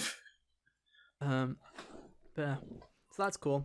Did you do some weeding on the rooftop? That's a great question. I did some weeding. I think I did, yeah. Yeah. So then, obviously it was LARP time, where Alex plays a bard, and you're we're doing this to cheer Ethan up because, well, quote unquote cheer him up. He says he doesn't want cheering up, but as soon as you start, he's like buzzing. So yeah, just like every kid, it worked. I don't want this. You give it them, and they're like, okay, I'm gonna enjoy myself now. But it was like, I really liked it because it kind of, and like one of the core themes I feel of True Colors is this sense of home and family, and you can make it for yourself and making that own like kind of place for you. And I feel like the fact that so many people got in on this was real cool. Yeah, and it wasn't even just like, it wasn't like close family or anything like that. It was like, it was like, even if it was for their own stupid reasons, like I fucking love how Ducky was like, I'm gonna be at the bar. He was a gnome. You read his emotions, and he's like, the fools. I made them let me put in the bar so I could just take alcohol. Yeah, take free alcohol, and then you could talk to him about it. You could go, drinks on the house, and then he's like, you're a smart girl. I'm like, I fucking love Ducky. Can crack on my end. Yeah. But no, I really love that scene. And I really liked the LARP in general. There was one, I only did one fight, other than the boss fight. I did the wolf and that's it. Yeah, that was it. The rest of them, I had all the stuff to just be like, well, bye. Yeah, you can fight all those other things, but I just didn't, so I'm glad to see that you didn't either. I'm like, no, path of least resistance. Yeah, that's exactly how I was. I was like, oh, this seems like terrible. I'm just gonna move past I do like that they like panned out for like an RPG fight for the things. Like I was like, oh, that's a good touch. Yeah. Especially in the boss fight when you actually did have the RPG kind of. Yeah, when it had like the menus UI and the effects. Yeah. Really I also loved how, again, with how fucking dorky he is, how Ryan was all the bad guys in a different fucking mask. So good. I liked the like Facebook thing where he's like, "I'll do it," and then Steph was like, "Oh boy, do I have plans for you?" Yeah. And I like how with the wolf, the first one, he was like, "For fuck's sake!" Like he was just genuinely like, "This is stupid." And then by the third time that he was doing it, he was just in it. He was just so into it. Yeah, he was just like, "I'm into it at this point." But no, that was pretty cool. So you had 3 puzzles that you had to solve. All pretty simple. One was the ducky one. Which I literally just stumbled into the answer because I was literally just looking at everything the entire time in that one. The guy outside of the bar with the riddle, I accidentally screwed myself over because I had the answer, but I accidentally hit R1, which was like silence to time it out. I got the answer and didn't even go back and talk to it. I forgot. I was like, oh yeah, that's hilarious. And then I just never solved it. It's also like, the blacksmith forgot to give him his thing as well. I made sure to do that. I'm like, I'm not getting screwed over twice. I forgot. All he had was like a thing for battle that didn't matter though. Yeah, I literally just didn't. I forgot. So you had that one with the key. You had the whole Steph thing with the serpent, which if you've been to Ducky's thing, he gives you a bell that makes the serpent go to sleep, right? It's like a little sleepy bell. I also loved Ryan's comment of, "Oh, it better be a low, it better be a deep, slow bell." Oh yeah, where it's like, imagine this was a low thing because Snake's ears are in the like, just go to sleep. Just go to sleep. It was so good. Yeah, I liked that one. Obviously, you could go quickly into the flower shop and talk to Riley out of the LARP to see how the USB was doing. Could you tell her about Eleanor at that point? I didn't, if I could. I don't remember. I didn't. I was a good boy. I didn't screw it up. Yeah. So that was that one. You come out, and then the final one is the troll, which I use the troll dust for, that you get from Steph's shop. Which I definitely offered Alex's hand in marriage. Too horny. Steph was too horny in that scene. Can I just say, like, you read her mind, it's just like yes. I'm like, Jesus, like, too horny. I'm like, calm down. You are basically Twitter. Calm down. I don't like this. She had a good costume. Yeah, I was like, but that was when I was still like playing both fields. Like I saw, she was pissed that I picked Ryan for the first thing, so that's why I offered the hand. Because I was like, that'll cheer her up, and I was like, oh god, she's too horny now. Like I was like, no, she's too into this. I need to calm it down. I think doing both of them like had her. It was like pleased, but also like off put almost. Yeah, like, that's what I was. Yeah, it was a weird one. Hey, I just played Alex like that anyway. I mean, I think it was pretty obvious whichever one you pick. They practically make it out that she's bi anyway. So I was like, yeah, just play both fields. Why not? Just keep playing it until you make that decision. But no, I thought that scene was quite funny, to be honest. And also the fucking witch's cat. The cat was just sitting there. I'm like, God, that was so good. So you could also do the ogre. The ogre was quite funny, to be honest. Where did you make him compliment you? Yeah. Of course I did. This troll is emo. This troll is emo. It was one of those lines where I was like, that's like a classic Life is Strange line where I'm like, that's pretty, like, but it wasn't, I didn't make me cringe. That was like one of those things where I was like, that's a classic Life is Strange line, but for once I didn't like repulse inside. Okay, so if it would have been a 17-year-old high school student saying it, then it would have been like, ugh. But because it was like an 8-year-old kid, I'm like, Yeah. I was like, yeah, we'll allow it. So yeah, there's that, and then you have the final boss, which I thought was really cool. Was you tap into his joy and you can see the world how he's seeing it, and it's like an actual. Yeah, it was super neat. Game, very cool. With the Jed fight, which should have been foreshadowing, but I'm a tiny pea brain apparently, and it just did not work for me. Which was a cool fight, by the way. Which monster did you pick? Did you pick? I think he was the Demon Lord. Was it King? I have King Tabor. Yeah, well, I think we both picked the same. Wasn't that what he was? Wasn't that what he was called before he changed though? Oh, okay. I picked the. They're very similar. Underworld so it's hard one. to I think I picked the Underworld one. I don't remember because there was like the Undead Man or Demon Lord or something. I think I picked Demon Lord. I think that's the one I chose. Can't remember. Either way. I was like, wow. Well, they're both cool. And so I just chose the one that seemed more monster hunty, I guess. Yeah, I just picked the one that that fit his world more, and I was like, yeah, Demon of the Underworld sounds more like up his alley for an 8-year-old. Why not? The troll was apparently the troll being subdued with magic powder. By the way, was not the highest choice. Most people killed it. Also, the serpent bell was only 59%. 41% of people actually did that fight. Wow.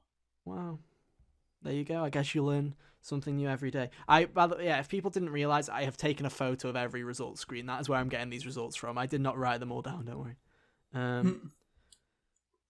But yeah, I didn't give the blacksmith any ingredients. Did not solve the Justice riddle because I forgot to speak to him again. And Eleanor did not know about Riley did not know about Eleanor's condition, so you can tell her at that point then, I guess. Yeah.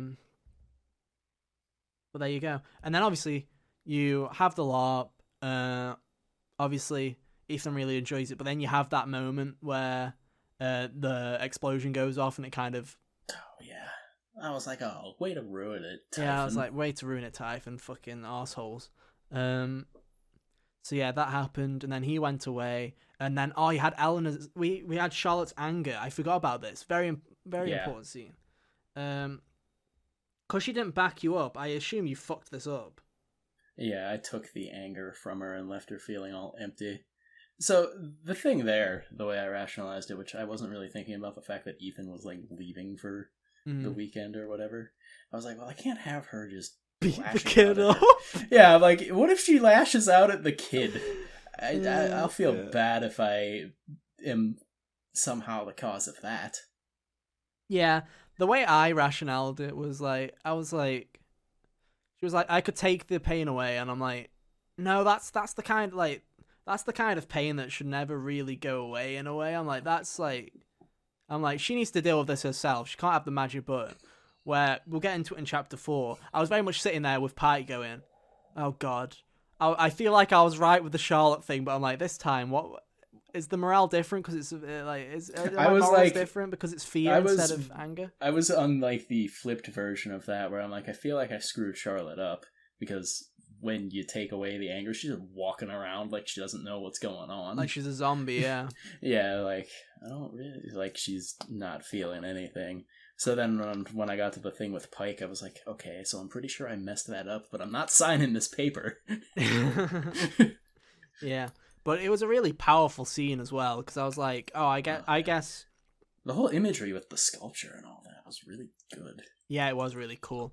And I also I liked that at first I was like, okay, she's pissed off at Gabe for dying, and she's pissed off at me for... ruining her life. For ruining her life, apparently, or whatever, and she's pissed off at, like, Typhon or whatever. But then the whole of, like... Because obviously they was building this... Pissed off at Ryan for not keeping him safe, all that. And they're building this sculpture. And then to have the groundwork be her fucking kid and be like, I hate my fucking kid for taking him away. And it's like, I'm a terrible parent. And I'm like, yeah, that must be like a really shitty situation. You know? And it eventually leads to, I hate myself because I feel this way. It's all very, very complicated. It's like, Ethan means the world to me, but I hate him. I'm like, yeah.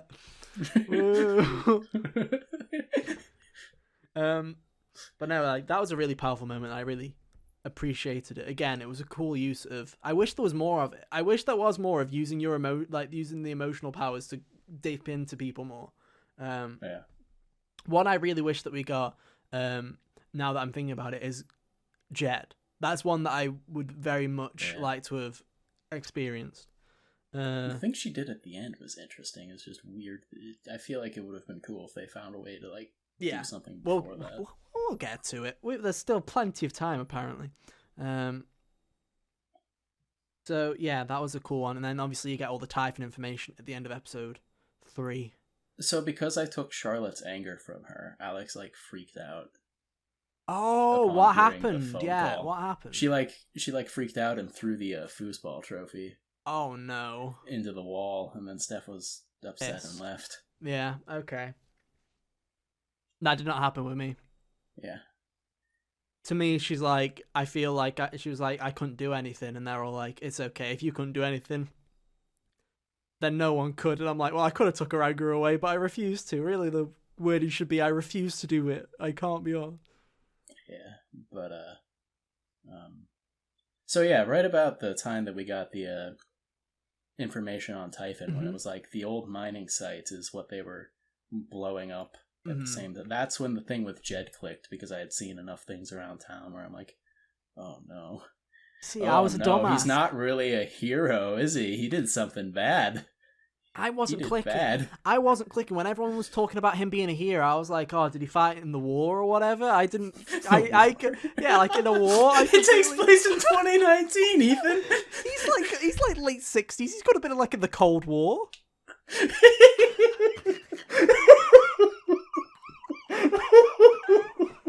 I was sitting there like, was he a Nam beam? Like, was he a Nam? Like, what the fuck? Like, thank you for your service. I wasn't like I literally did not click with the mine at all. Like my brain had turned off on that. I was like, nope, forgot the hero thing. I don't even think I read the hero sign properly. I'm very terrible. I think I also specifically remember finding like the bomber jacket with his like thing on it. Oh yeah, that was I get. I'm a fucking idiot. Literally, they literally had like a paper trail, and I was just like, that's a nice set of paper right there, dude. Nothing. It'd be a shame if I didn't read it. Yeah, it's like yeah, the seal on the end of that was him wanting to talk to you at the end of chapter 4. I'm like, oh no, chapter 4 is when bad happens. Yeah, it really is him. I sent you a message. Even I was like, this is where the bad thing happens, right? Like this is the end of chapter 4. But that honestly, like, I'm looking back at it now because I got all the collectibles. I'm literally looking at it. I'm like, I'm so dumb. Like, I literally just went. I was like, that's a nice jacket. That's a nice jacket. That's hilarious. Or yeah, like, it's too bad this isn't a stat.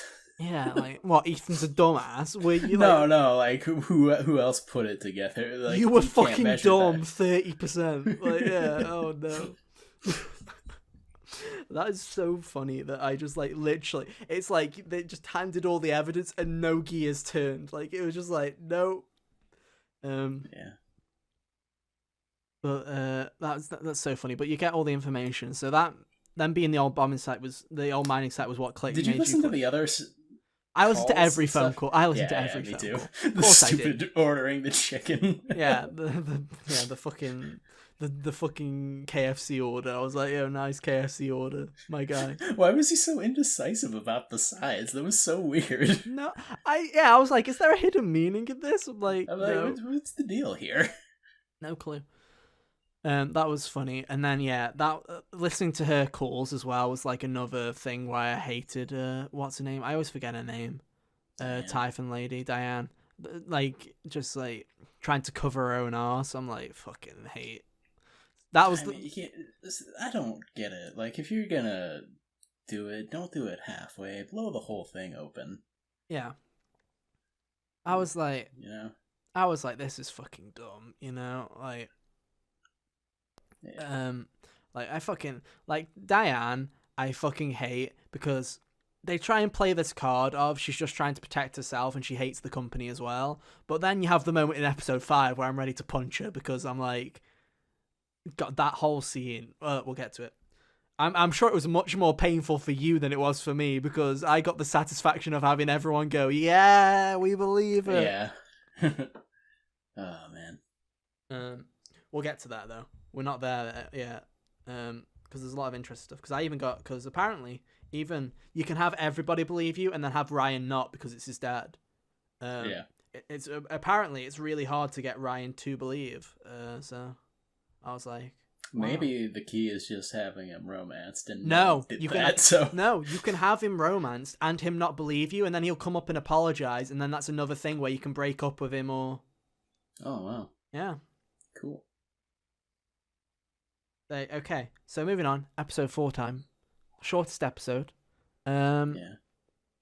Springtime, spring festival time. There's a load of stuff here. Some more stuff that you fucked up. So we got plenty of stuff to go through. So the whole spring festival thing, it's kind of just like a chill walk around. It's just kind of a hangout. There literally is not much to this episode at all. It's cool though. I love when games have like. Regardless of what it is, cultural festivals are fascinating to me. And again, whether it's like an RPG or just something like this, where it's like a little block party.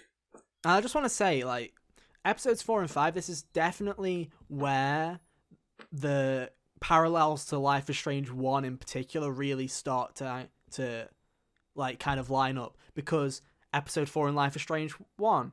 Party, betrayal. Yeah, party and betrayal. Episode 4 of this, party and betrayal. And I'm like, wow. It's as if they might have even done it on purpose to even like, can we do it better? Can we have a mulligan? Can we? Actually, it wouldn't even be a mulligan because Deck 9 didn't do the first game. Yeah. So obviously, I don't even remember what was the first scene. Oh, it's like you call in Pike, and then you can hang around in your room again. And then you go down start the festival. Um, Will you be my date to the festival, Shoo Shoo? yeah, Shoo Shoo's the homie, dude. Honestly. I was honestly like, I swear, if Shoo Shoo gets fucking destroyed in this, I'm literally like fucking uninstalling the game and never finishing it. I was like, Shoo Shoo, most important character. But yeah, so there was quite a few different things that you could do. You could see one thing I thought was interesting was Jed's pride about the town. That was one thing Oh, yeah. where you hear Alex He just say, kept talking. I was like, wow. yeah, he can just keep going. There were a few times where I thought it was going to be done and I started walking away, but he started up again. I'm like, okay, I guess I'll stay here then. Yeah, he just keeps going.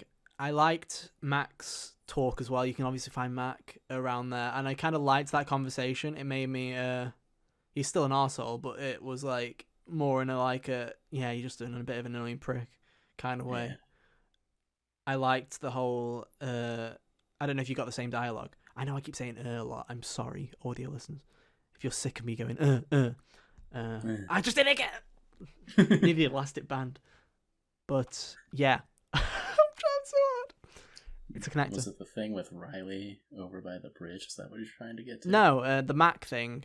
This was a conversation with Mac in general where you can talk to him about Typhon and stuff and how you're going to take Typhon down or whatever. Oh, yeah. And he's like, I need a job or whatever. And you can say, even you can do better than that.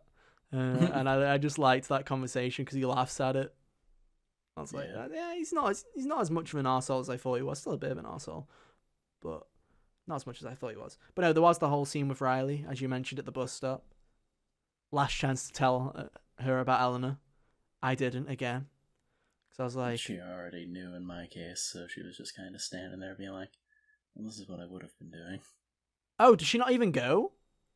No, she stays behind. Oh, that's sad. She just leaves in mine. I was like, bye, have fun in your new life. 07s. Yeah, 07. So that was that. You could let the couple. You could finally talk to the couple. That was the thing. No, where you could tell them to get their act together. Which was fun. I feel like there was a side quest in this one, as well. Besides grabbing the rose. No, that was just that the rose was a collectible. I'm trying to think. So there was a side quest in each of the chapters. Oh, it was the helping guess the jelly beans. Did you do that? Yeah, I did that. Yeah, that was funny. Yeah, it was. Just using literally just using your powers to cheat. Where you're like, maybe it's 700. Damn, that's really close to 743. Oh, it's 743 beats. There you go, done. Yeah, like that's quite funny. But this is actually, you know what? This is a good segue to Hunter because you know what chapter 4 was? It was the romance chapter. Oh boy! So it's time for what installment is this? I feel like this is installment like 4 or 5 now. Of Ethan's, what is it? Shipping service? What did we call it in the end? I don't remember what it was. I think it was shipping service. I believe it was shipping service. Well, yes. Welcome to Ethan's shipping service, where every spoiler cast we talk about the ships in this game. All the romance options, and we just discuss them. So this is just where we're going to discuss Steph and Ryan in general, to be honest. So, which can I just say, fair play. Like we've mentioned it during this whole spoiler cast, but fair play for making two options that don't feel like one of them's really cheap. Good characters. Yeah, and it doesn't feel like one of them is the intended option either. Yeah. I feel like they knew that a lot of people would pick Steph, but they did not go that equals main scenario, and Ryan didn't pick. So you picked Steph, and I picked Ryan. I was really struggling. I was in my heart, I was going Ryan, but I also was doing the whole, I know everyone else is picking Steph, and I don't want to be in the minority. It was kind of like the fear of missing out of being in the popular group. Yeah. I was like, you messaged me asking me who I picked. I did message you with the intention. And then eventually, we broke the tie in his head by saying that I did pick Steph and he would pick Ryan. I'd pick for the content. But in my head, I think even you knew in my head that I was probably leaning towards Ryan because I kept bringing up Ryan in our conversation. So I was like, should I do it? I think it was because she was in Before the Storm. It was because she was in the Before the Storm. So in my head, it was like, they brought her back for the romance option. That is the reason why. They did it. Is because they wanted her to have more character development and have this relationship. And I was like, nah, I'm just going to go with Ryan. So we'll talk about both those scenes. Do you want to go with the Steph one first?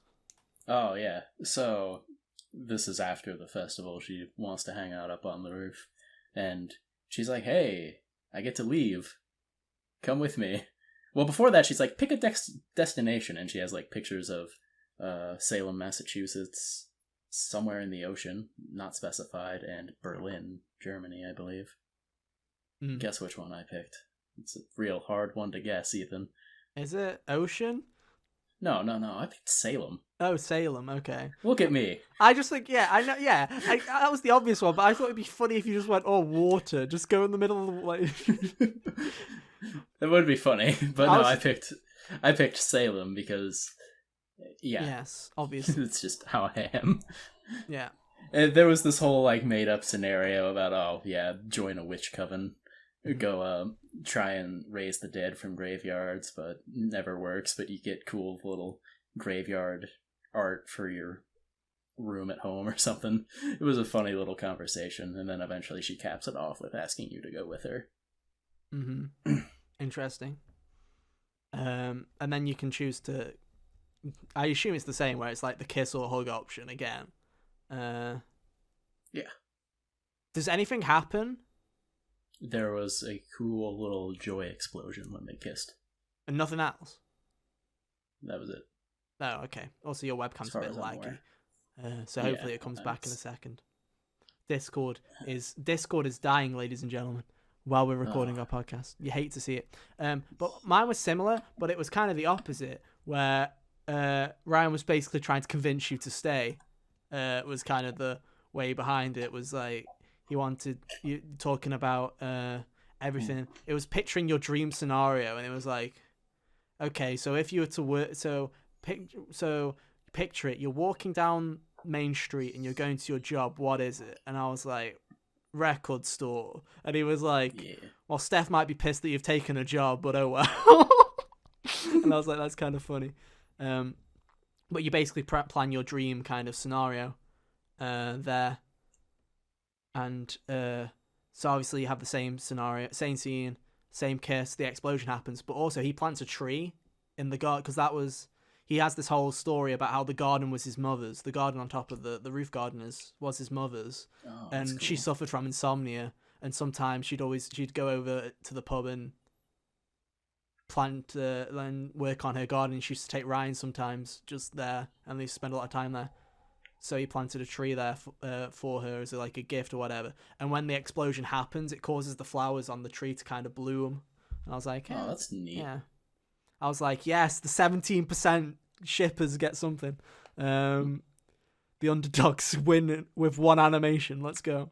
But no, cool scenes, and we'll probably talk about what endings we got in the end and stuff like that.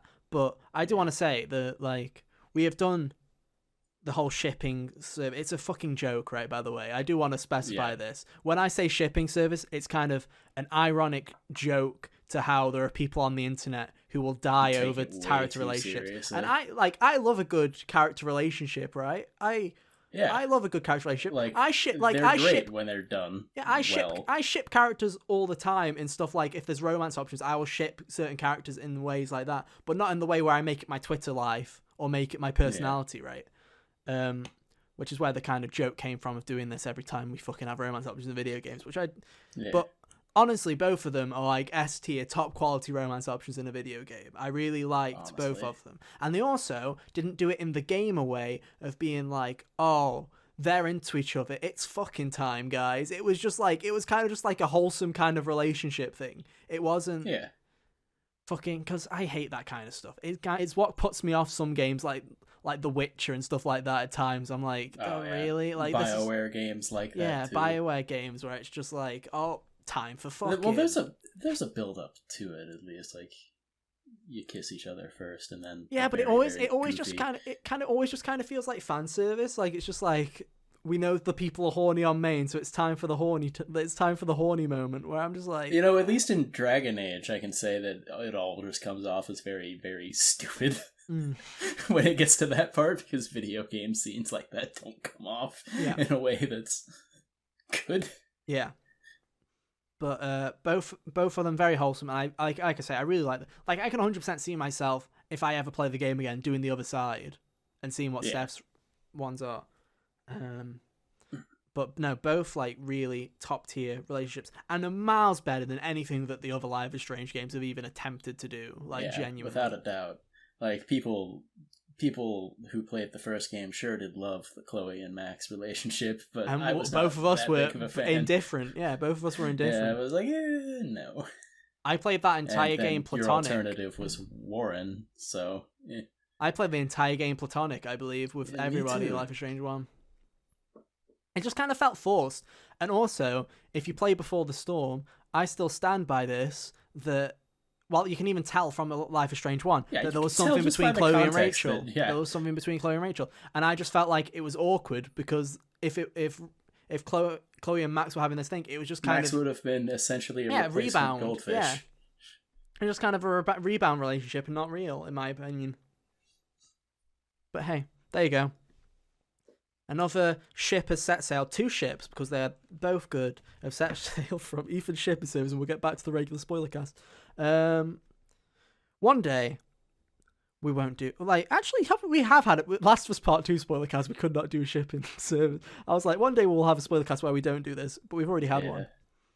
Shame. I mean, I guess we could have talked about both of those, like Abby and what's-his-face and Dina and Ellie, but that wasn't really Yeah, but there was no option. the point. There was no option, There was no Hunter. There was option. no, It was just there was kind no of- choice. Well, I mean, even if there's no option, there's still... relationships can be interesting. True. But now there you go. That was Ethan's shipping service. Come back next time when another visual novel or JRPG thing comes out, and we'll judge it accordingly. I don't even know what the next thing could possibly be. Who knows? We'll find out in the future. Persona 6. Persona 6. It's coming out next week, guys. Look forward to it. I'd really love it if Persona 6 is coming out next week for someone who's listening to this in like a year or 2. That'd be great. Oh, that'd be hilarious. Yeah. Someone's like, what? That's true. It is coming out next week. What the fuck? Why are they so good at this? Witchcraft. But yeah. Back to episode 4 then. So you have the whole...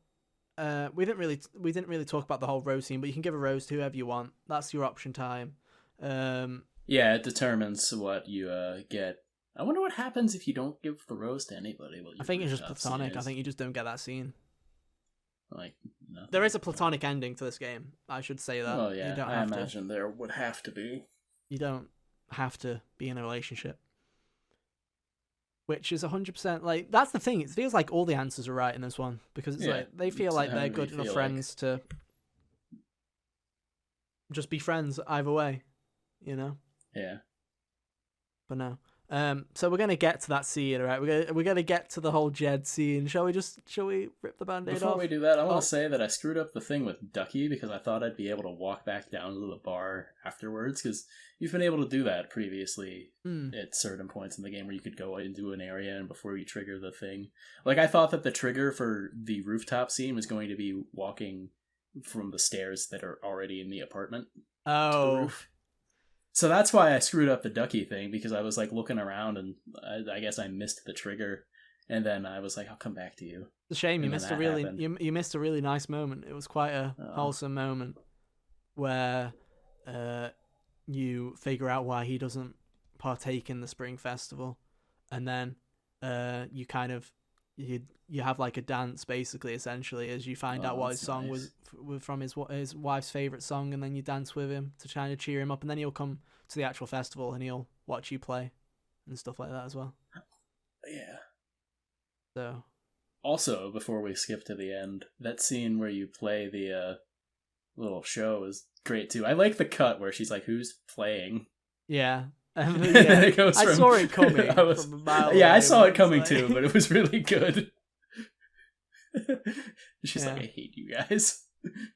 I liked that quite a bit. Like, as soon as I saw that it was Steph's drum set on the stage, I'm like, "Oh, I like Yeah. where this is going." Yeah, it was quite funny. I liked it. So yeah, let's get into it. This was when the big bad reveal happen, which Hunter already saw it coming because he was smart and connected the dots. I saw the dots when said, "That's some nice dots." Oh wait, he wants to speak with me at the end of episode 4. That's the breaking point. Is the someone wants to talk to you at the end of an episode 4? They're the bad guy. We kind of skipped over the whole Pike thing, actually. Oh shit! Thank you. Oh my god. We did. Let's talk about the Pike thing then. So you get arrested because you stole the USB. I had a moment of doubt with my Jed theory at that point. I'm like, oh no, is Pike gonna do me dirty? Is it Pike? I was like, it's not Pike. I stood by it's not Pike. I'm like, they're not making it the police. That'd be too generic. It'd be too generic of a plot twist. I was like, no. Like the longer that scene went, I'm like, okay, well, no. Although if I was Alex, for a moment when she was like, I have to take you in, I'm like, oh. Yeah, if I was Alex, I 100% would have played that scene of, I didn't steal the USB, I found a USB on the floor and I looked at it. That is what happened. It fell out of the bag. And then if I they didn't know whose it was, I figured the information would help me find them. And then if they said, well, they have photos of you in the establishment or whatever, I'd be like, well, that's violating my privacy, so I'm gonna sue you because you have no proof that I took the USB. It was on the floor. But regardless, so you have that whole scene with Pike, and obviously they want you to sign a fucking an NDA, essentially being like, don't press charges, and we'll let you not get away with fucking USB. We'll let you get away with USB theft, apparently. And then you have the option to take Pike's fear away because Pike wants you to sign it because he's scared of losing you because he already feels like he's already scared of everything else at that point. Yeah, he feels like you've lost Gabe, and he feels like he's just terrified of Typhon, really. And then obviously you have the choice, and I was like, okay, I didn't steal last time. I feel like fear is something that you should take away from someone. I was like, if this gives him the confidence to stand up for Gabe, I was like, I'm taking the fear away. I wish they did something cool with it though. Because like the thing about Pike's whole situation was Charlotte's anger felt very much like it was the thing that was powering her existence. Yeah. Where Pike was, he definitely seemed like he could function without being scared, you know? Yeah. I 100% agree. So, and again, though, I was having doubts about the Charlotte thing. I'm like, I did definitely make the wrong decision there. So I was like hesitant on the Pike thing for a second. But I'm like, there's no way I'm signing this. They can't make me. Yeah. We'll be dead first. I do wish they did something with the fear from Pike. I was expecting it to come up in like chapter 5. I was like, oh man, it really sucks that I'm falling down this mine shaft while I stole all that fear. Oh yeah. But she only kind of has like a bit of a panic attack in her room. Here's what I would have loved. I would have loved like kind of like a Scarecrow Arkham Asylum kind of like little really mini section, like a little like a trip of like into the dark and I like depths of him. And I know we get that in a way in episode 5, but just to have like a creepy like imagine kind of like moment. Everyone's LARP stuff except hyper realistic, like the end of it, but spooky. Yeah. Or just something Ryan in general. Turns into an actual werewolf. Yeah, just something in general that would have just been like a little bit creepy. I was expecting like a jump scare or something like kind of creepy, but like nothing happened. Shoo tries to bite you. Ah, no, Shoo. How dare you? I thought we were friends. So that was but yeah, let's get to the whole Jed thing. Can I just say, excellent fucking scene. Even though I saw it coming from a mile away at that point, excellent scene. Really good. I especially love the scene outside because as soon as you go outside, again, Life is Strange 1 parallels, outside with a gun, I'm like, fucking this is Life is Strange 1. For half a second when he was like, I've been holding on to their secrets for too long, I'm like, oh. And then he's like, I can show you. I'm like, oh. Oh, he's gonna, bye-bye. But what if you don't? Maybe you could just tell me. Maybe we'll go in the morning with Riot, okay? Yeah. Like, maybe that sounds good. But that scene was brilliant because, one, I loved that the way that she senses something wrong is, I feel your sadness. Yeah. That's fucking The excellent. thing that I was kind of playing around with, expecting them to do towards the beginning, was like, okay, she can sense people's emotions. So when the culprit, strikes, it'd be like this stone cold, like gray kind of thing. Mm-hmm. And it's kind of cool that it was just not that. Yeah. Because, Jed did kind of was upset that it had to be that way, which is better than having him just be cartoonishly actually unemotional. Because that was the thing, right? Is he's sad because he cares for Alex. That's the thing, right? And that's the thing that I think what makes Jed a good quote unquote villain, right? Like, here's the thing, right? I don't even was Jed like a bad person? In a way, yes, because he left those people to die, right?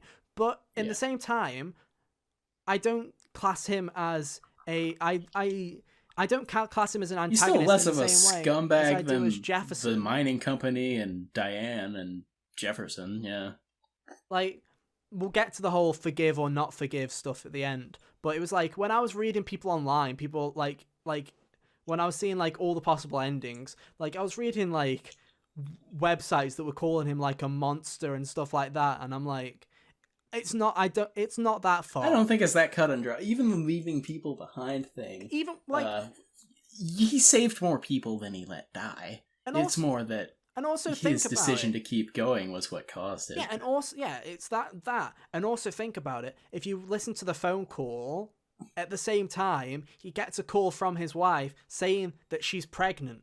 So at the same time, it's also that kind of, I have a son on the way or is now is only just here. I don't want to leave him with I've got he kind of selfishly chooses himself over the others.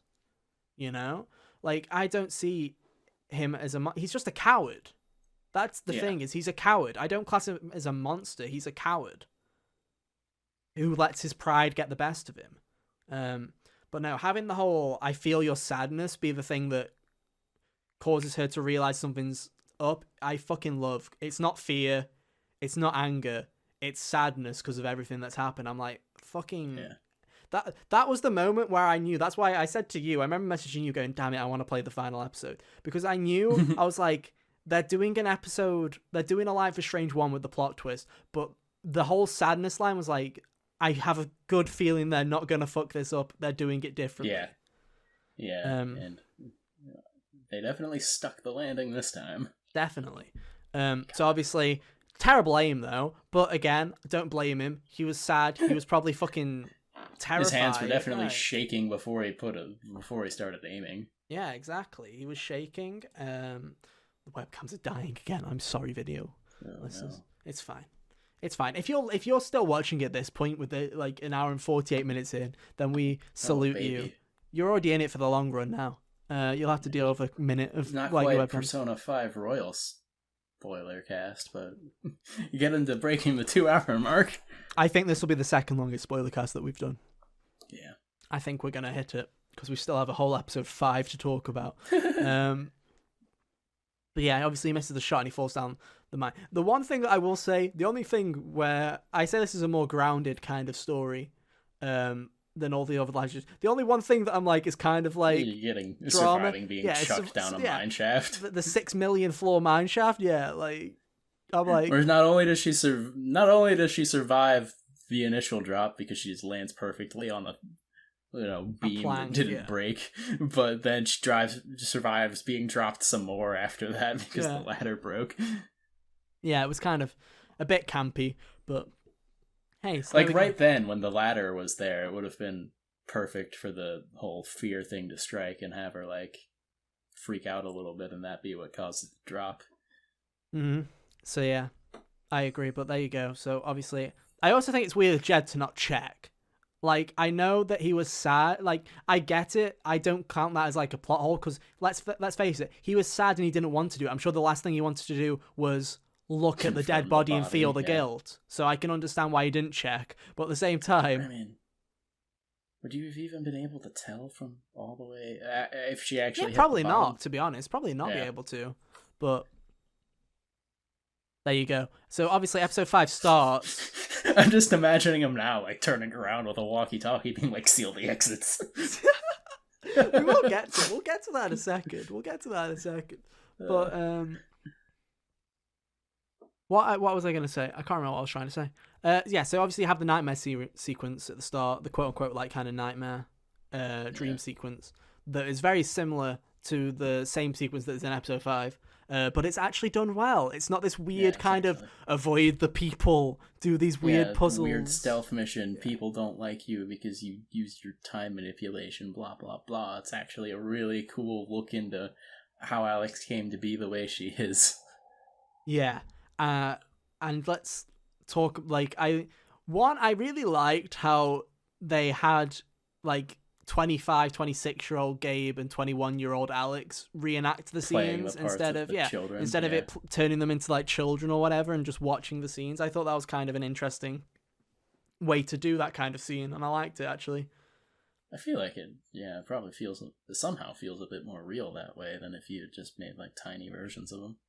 Yeah, especially because you would kind of you've got to know those two over the past 5 episodes, and it's like, I feel like it's always jarring when they do flashbacks and then it's like a kid actor or it's someone that's completely different, and it's like it kind of does take you out of it a little bit. I do really hate child versions of characters that I already know and like. Yeah. Child Nathan Drake can suck it. Yeah. He's better, right. He's more tolerable in 4, but yeah. Not by much. But yeah, so you have the whole nightmare sequence. It was an interesting escape room puzzle from the doctor's office. Oh yeah, that was fun. That was an interesting one. But knock from the guitar. That was an very weird sequence. But like some of these like there was some powerful like shit in these scenes. It wasn't just like like I say, it didn't feel like the nightmare sequence season 1 where it just kind of felt forced and pointless. There was that hospital one. The fucking hospital one is fucking tragic, like genuinely. I was like, oh no. Yeah, that one was like. That was like, game, I thought you were done hurting me after episode 2. Quit it. Yeah, it was one of those things. Like, I honestly say that this game, as much as like there are sad moments, I don't think this one is as like heartbreaking as the other Life is Strange games. Personally, like. It hit me, but I didn't like go into like a slump of depression. I was just like, oh, this fucking sucks. Like, I'm like, this is sad, right? Like, I wasn't like, it wasn't like the fucking Jefferson moment where you find Rachel Amber's body and like fucking Jefferson shoots Chloe. You're like, oh god. It wasn't like those levels of like fuck heavy, but it was just like. It was like real life heavy, like not drama heavy. If that makes sense. That hospital scene strikes a bit more of a chord with me than either of those do. Personally, but yeah, it was just like I can see what you mean. It was like a shitty situation, like, and it was just kind of. It was one of those moments where I'm like, this is a scene that people will talk about. Like, this is like a Life is Strange scene. Is this hospital scene? I'm like, this feels almost too real in a way.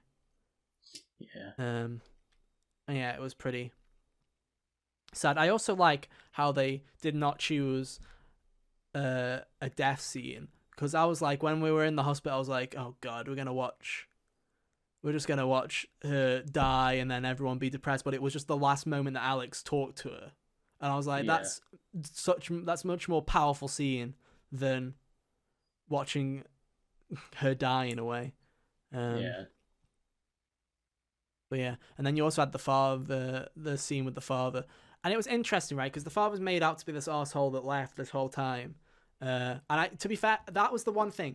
I don't know if I said it on Twitter, but I didn't want to hint to it. But I was like, there was one moment where one connection hit, where like one plot twist happened, where I was like, holy shit, I did not see that coming.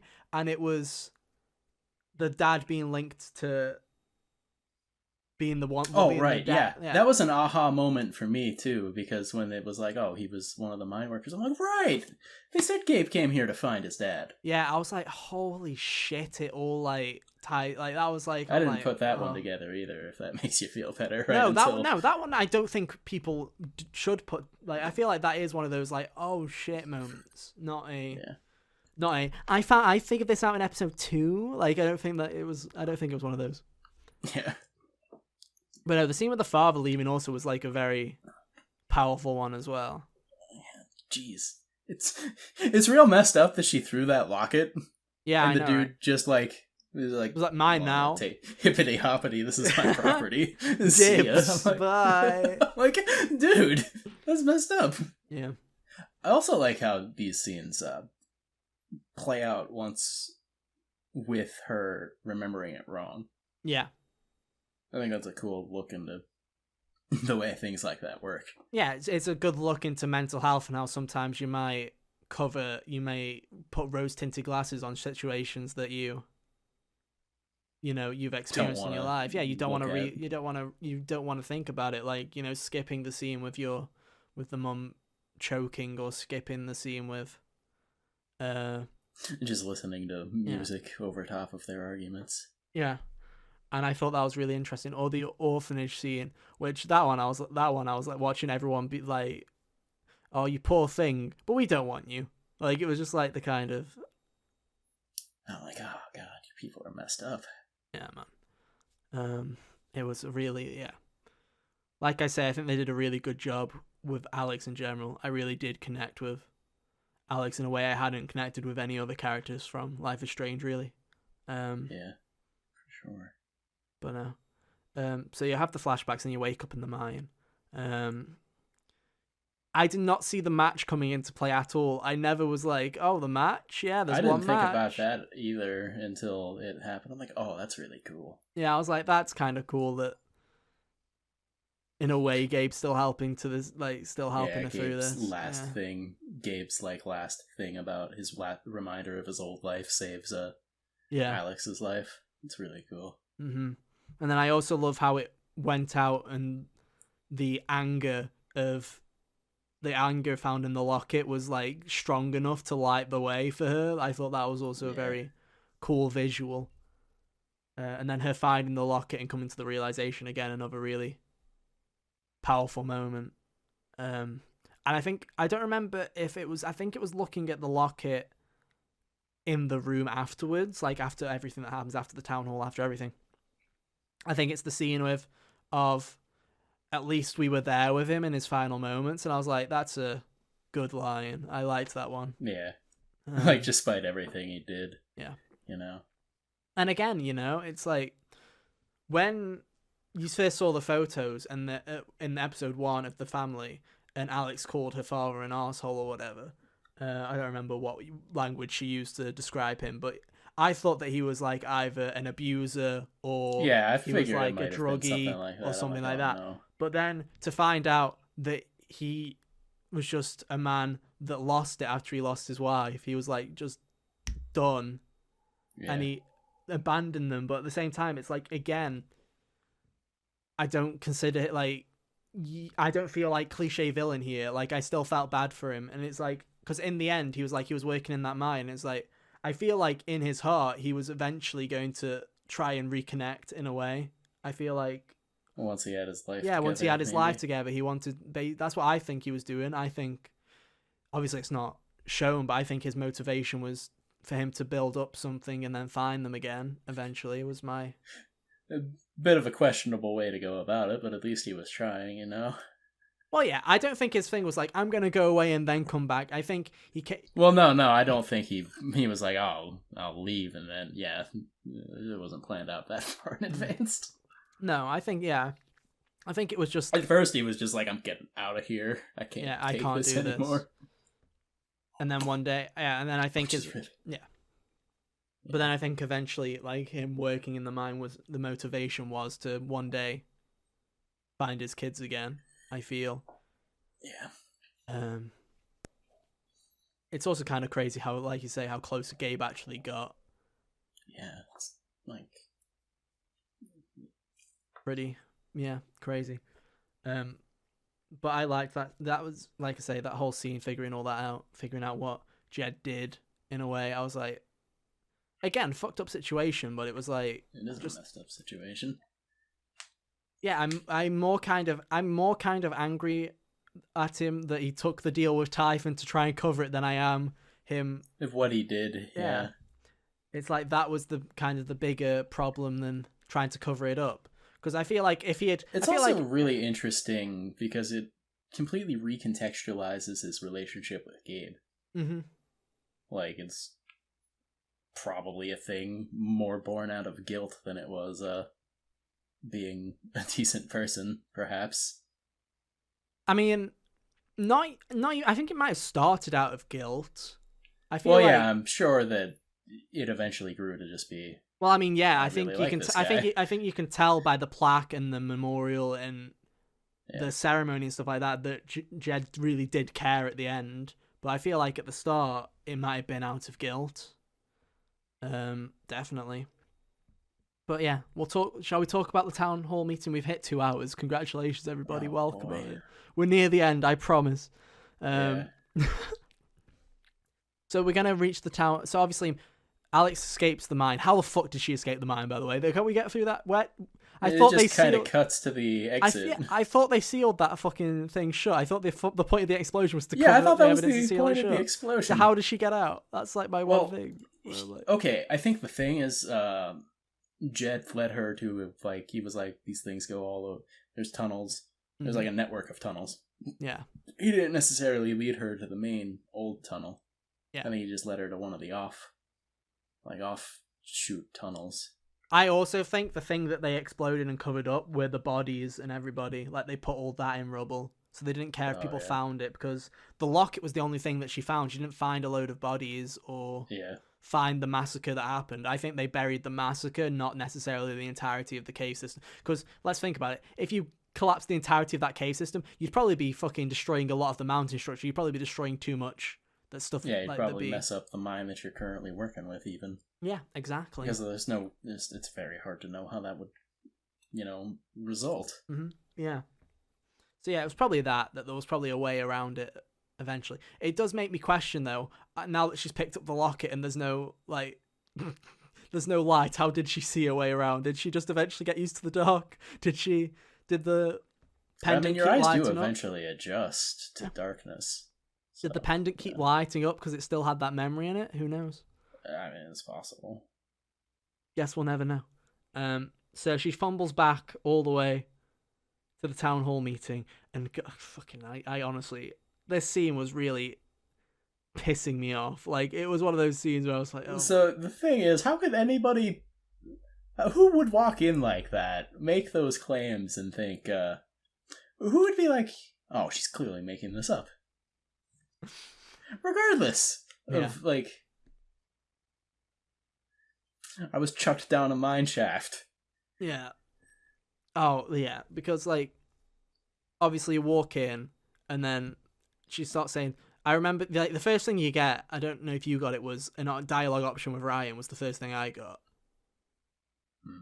Did you not get this? I had a choice of 2 options, and it was something along the lines of, I've got something to tell you, or I'm sorry. Right. I did get that one. Yeah. I picked I'm sorry. I think that's what I chose too. I don't remember. So I was like, yeah, I'm sorry. This is gonna fucking kill you when you figure it. When you... It's like, this is gonna suck. Yeah. So yeah, I went through the whole thing, and I'd like to hear what... So, one thing I want to say is, I've forgotten her name again already. I'm terrible. Diane, thank you for remembering Diane's name. For some reason, she's the only name that I can't remember. I can remember everybody else's names, but... She's Diane, just the lady that you hate. Especially in this scene. So fucking... That's the worst. Like, I was literally screaming, tell her to shut up, punch the fucker. Like, I was literally just like... I was getting so tilted. Like, I was like, if I was in her position, I'd be like, shut the fuck up. Like, or I'd knock her out. I genuinely would. Yeah, I would genuinely fucking... Straight up throw a bow. I would quite literally just fucking knock her out. Like, punch her, knock her out, and go, right, time to channel talk. That Mac rage again. Yeah, literally channel the Mac rage, and then point to Jed and go, you're next if you fucking speak to me. Shut up and let me talk. And be like... But oh God, she did a good job of pissing me off. I assume that was what the point of the scene was, and I was like, you did a good job, I guess. But you have the whole delusion. She tells the whole story, and then I got the ending where everyone believed me, which only 12% of people had. Yeah. I assume you were some members of the council stood, which was 84%, and then 4% had none of the council members. How the fuck do you get I wonder none? how do you mess it up that bad? Because doesn't that mean even Steph doesn't believe you? Yeah, which maybe Steph How? wouldn't feel like. I imagine Steph would still believe you even if you romanced Ryan, like unless you were being like actively a jerk to her somehow. But I'm trying to think of how that would go. Yeah. But, Very like, weird. you'd have to really screw up though. Like I felt like I did bad because it was most of them did not believe me. Because I missed the thing with Ducky because I didn't get the chance to go back. So he was like, "You're not the person I thought you were, accusing my friend of these things." Oh, is that what he said? Fucking hell. Something like that, yeah. So what did they do when they... Right. So what did they do when they found out the truth? Did you get a text message from Ducky saying he apologized or whatever? Like... Yeah, pretty much everyone was going on a little apology tour through the text messages. The classic, But, dude. Not yeah. going to say it in person. They'll send the apology by text. Classic. But yeah, so that happened. Charlotte's like, every time you're around, you ruin my life. Oh, God. So, essentially, Eleanor said something about, like, we'll get you the help you need because everyone needs help or blah, blah, blah. Basically accuses you of being delusional. You see, for me, it was basically a whirlwind fuck you Diane tour where everyone literally was like, so it like, Steph was like, I believe you. I'm like, thanks, Steph, but I think we need the big boys actually in here, not you. Yeah. Steph having Steph as moral support was nice at least, but by that time, because it was like 0 for 3, by the time I got to Pike, I'm like, oh no. But then he was like, I've got this, and I'm like, oh thank God, thank you. Yeah, but no, it was like Ducky was like, from what I've experienced, she's a really kind person and she really wants the best. So he's like, I think the least she deserves is a fair trial, like a fair a fair attempt at proving herself. So I was like, thank you, Ducky, very cool. And then Eleanor was like, yeah, she's really kind and she's one of the most trustworthy people I've met, so I believe her. I'm like, thank you, Eleanor. Let's fucking go. And then Charlotte's like, it was also like the kind of the same, and I'm like, let's go, 3 for 3. Then Pike's like, I've got the USB, you fucker. I'm like, yes, let's go. Amazing. And then Ryan, especially because I was romancing, like, oh god, this is gonna be awkward if he fucking believes his dad. So I was just sitting there going, please, Ryan, please believe me, please believe me, please believe me. And she just looks at him and says sorry again. And then Ryan's like, don't be sorry. And then just fucking walks towards his dad and was like, tell me the truth. And then they have like this whole argument because he's like, how do you not believe your own father? And they literally just have like a fucking riot, which I thought was pretty cool. Also, is that the argument that segues into her like doing her weird little emotional? Why? What was the argument? And it was Pike arguing with Diane about the legality of using the USB. Oh, basically. That's great. Yeah. Yeah, but no, for me it was them two having a conversation, and then you have the whole Jed thing where you tap into his emotions, which I thought was a really powerful scene, to be honest. I thought it was really good. Really good scene. Really well done. Which is just going on about how he's a coward and stuff like that. Well, you choose the words really, but I was like, yeah, you're a coward. And then you had the option of forgiving him or denouncing him. What did you choose, Hunter? So because I was on the ropes and only had the support of 2 people, I was like, if I let up, I feel like I could do bad and have him be like, oh, well, bye. So I condemned him. Yeah, nice. Otherwise, like if I had been in your scenario where everyone already believed me, I would have been like, well, I forgive you, fine. I forgave him. Yeah. But because I was like on the ropes, I felt like I couldn't let up or... I was like, well, like I say, I said in my review, and I said it many times, I feel like one of the key kind of like things that this game was going for, the key story beats was forgiveness. Like, forgiveness. Learning to forgive yourself and forgive others. And it's like I say, there's some people on the internet that are like, Jed's a monster, and I'm like, it's not that, right? Like that. Yeah, like I definitely didn't. I condemned him more out of self-preservation than I did. I hate you and everything you stand for. But it's like, you're a coward, and like it's like, I forgive you. I don't think she's saying I don't think it's like, I forgive you in the way of, oh yeah, you can run Scott home free. Just, let's go get drinks later. It's more like. But I think it's more of in the way of like, I'm the bad person. I'm not gonna let you. Yeah, like the same way she doesn't like wouldn't have wished her dad to die in a mine shaft. Yeah, exactly. It's like you're a coward. I don't agree with what you did, but I understand what you did. Yeah. And even though it's like it was your selfish actions that caused the death of my like 2 remaining family members, and they weren't like intentional, it was both were accidental, and I forgive you for that, but it's like, you're still a terrible person, which is like, you know what the messed up thing about him continuing to go on with the charade is? His own son could have been the one who died during that thing 100%. That killed Gabe. Yeah, if 100%, if Ryan had tied the safety rope instead of Gabe, it would have been him. Yeah. Would have been in. Although, to be fair, I feel like if he had lost his son to this, I feel like he would have come out with it. Broken. I think he would have come out with it anyway. I don't think he would have tried to hide the charade any longer. Yeah. Sure. But no, again, it's all about like, I don't see him as your typical villain. He definitely. No, there's like layers to it.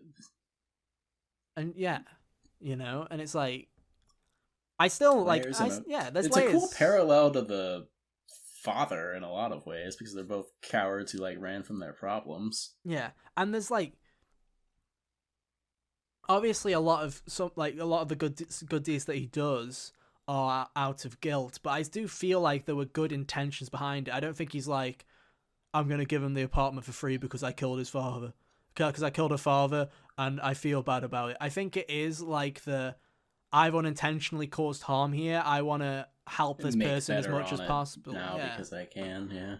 Not necessarily I'm just gonna do this so my ego feels better. I don't think it was necessarily that. And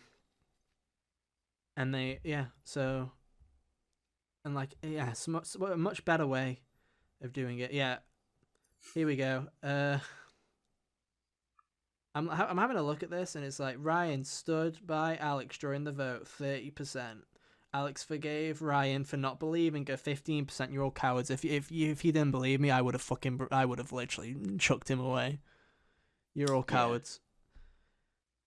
Yeah. Alex wasn't ready to forgive Ryan. You're the champions. Alex didn't see Ryan after the vote. So if you're not dating Ryan, you just have a 0% chance of him believing you from the sounds of that.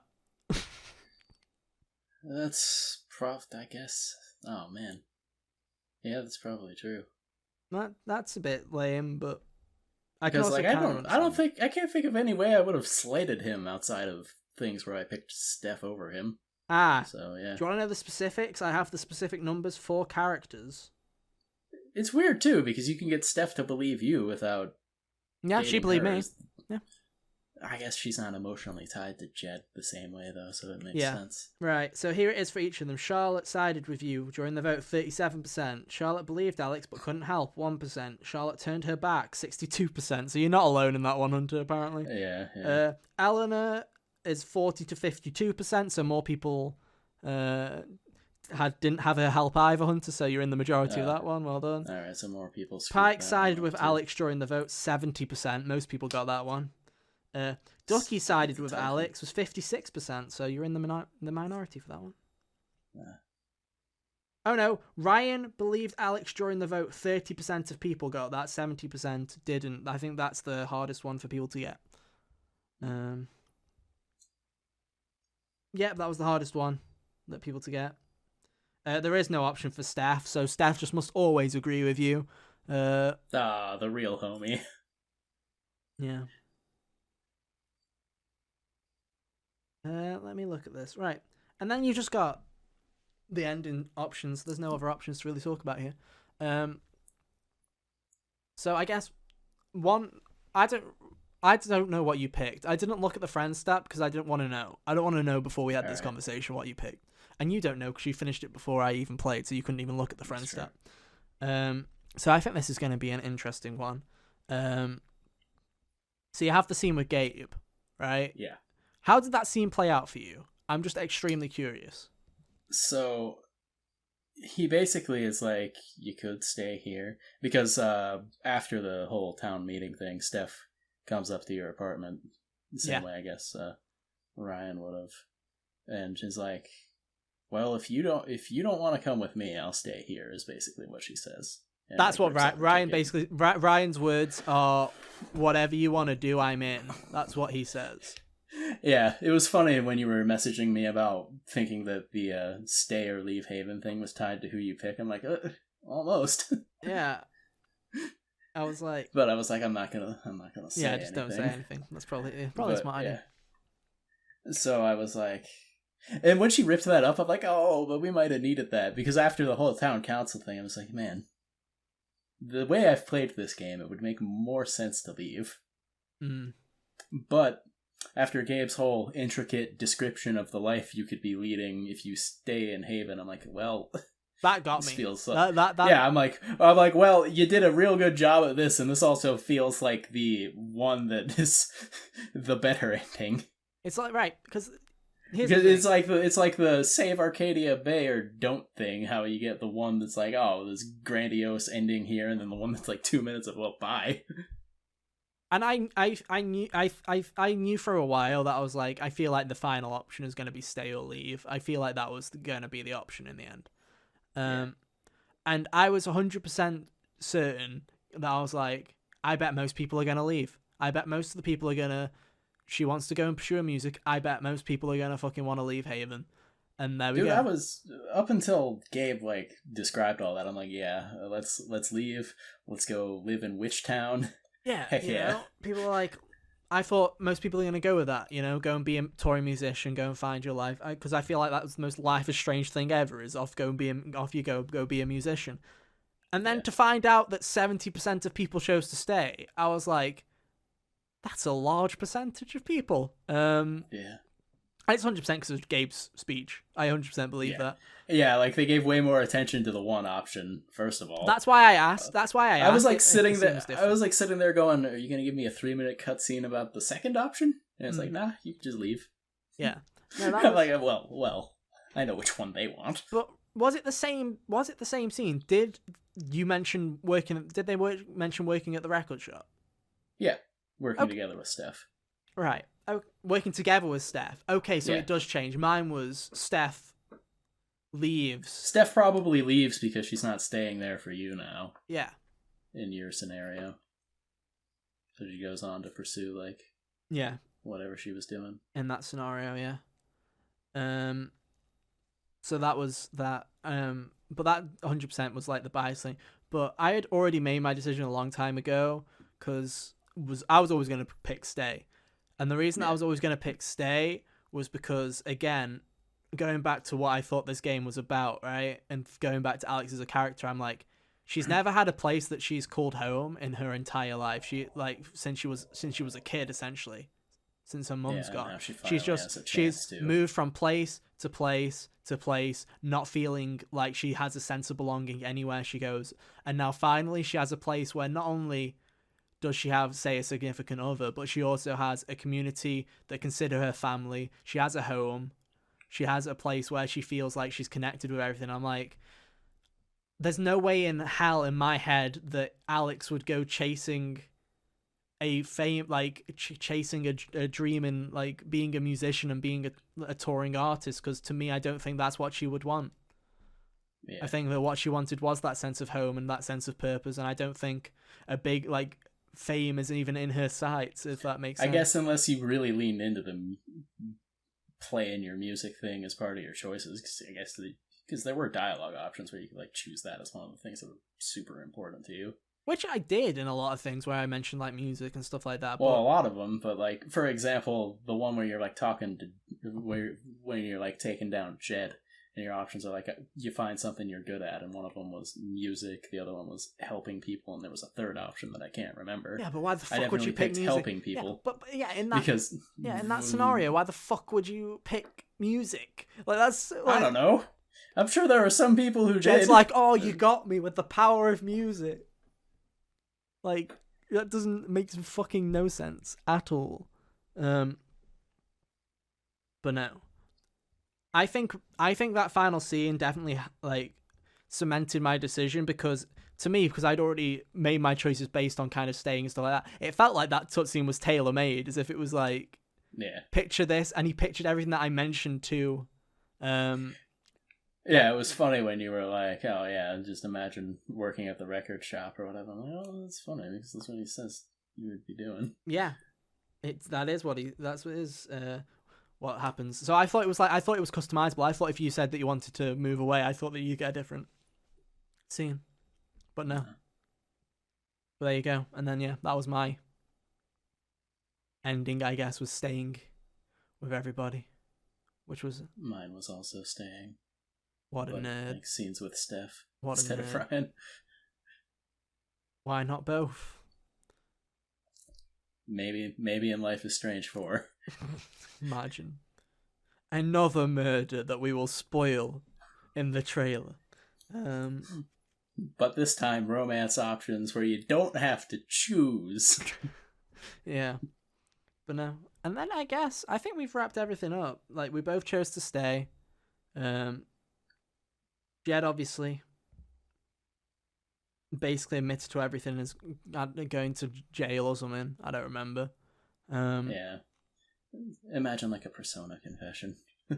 Yeah, but it was like he didn't murder. But less cartoonish. He didn't. Technically, it was an accident, right? He didn't murder. Like, fucking Diane. Yeah, you go to prison, bitch. You fucking. Yeah. He was still complicit in a cover-up. Yeah, I think that's what he gets. I think that's what he's getting still charged for. Jail time, especially because it's a massive conspiracy. Did you read his letter? Did you get a letter from him? I got a letter, but I think that's because I forgave him. So. Yeah, I think it's if you forgive him, you get a letter from him. What did he say? Just saying, like, he didn't realize how much your forgiveness would mean to him and stuff like that. Like, he wasn't expecting it, and that he's grateful. Yeah. It also made more sense to me. I'm like, oh, is this why I'm still living here in essentially his apartment? I'm like, so in my headcanon, I'm like, he's basically just given me this place. It's fucking mine now. It's like, in my head, I was like, well, squatters' rights. No one's going to kick me out of this. Yeah, and the other thing was, like, who owns it now? Technically Ryan. So I'm like, Ryan would probably let you live there, no problem anyway. Yeah, Ryan would feel bad that he didn't believe me, so it's just like, pity home. Pity home, take the house. Take everything. But no.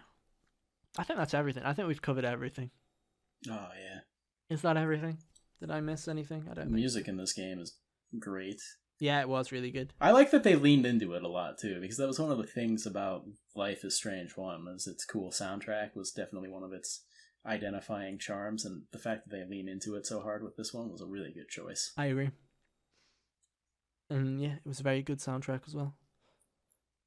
And yeah, I liked all of the moments where there were plenty of sitting down moments. Yeah. A load of introspective moments that you're just like, yeah. Very fun. And very good. But no, this game's great. And we've talked about it for like nearly 2.5 hours. Oh, baby. Congratulations. This is definitely the second longest spoiler cast that we've done. Yeah. Yeah. We beat it by like 45 minutes. Strikers was an hour and 47 minutes, so well done. Oh, man. We have talked a lot about this damn game. But hey. There you go. Let us know what you guys... If you made it this far, let us know what you guys thought about the game in the comments below. We'd love to hear from you. As always... Share all your choices and all that. Yeah. If you have made it through, fucking round of applause. Congratulations. Because I've barely made it through. I'm so tired. It's like 3 a.m. and I've been up since like 8. So it's like... Yeah.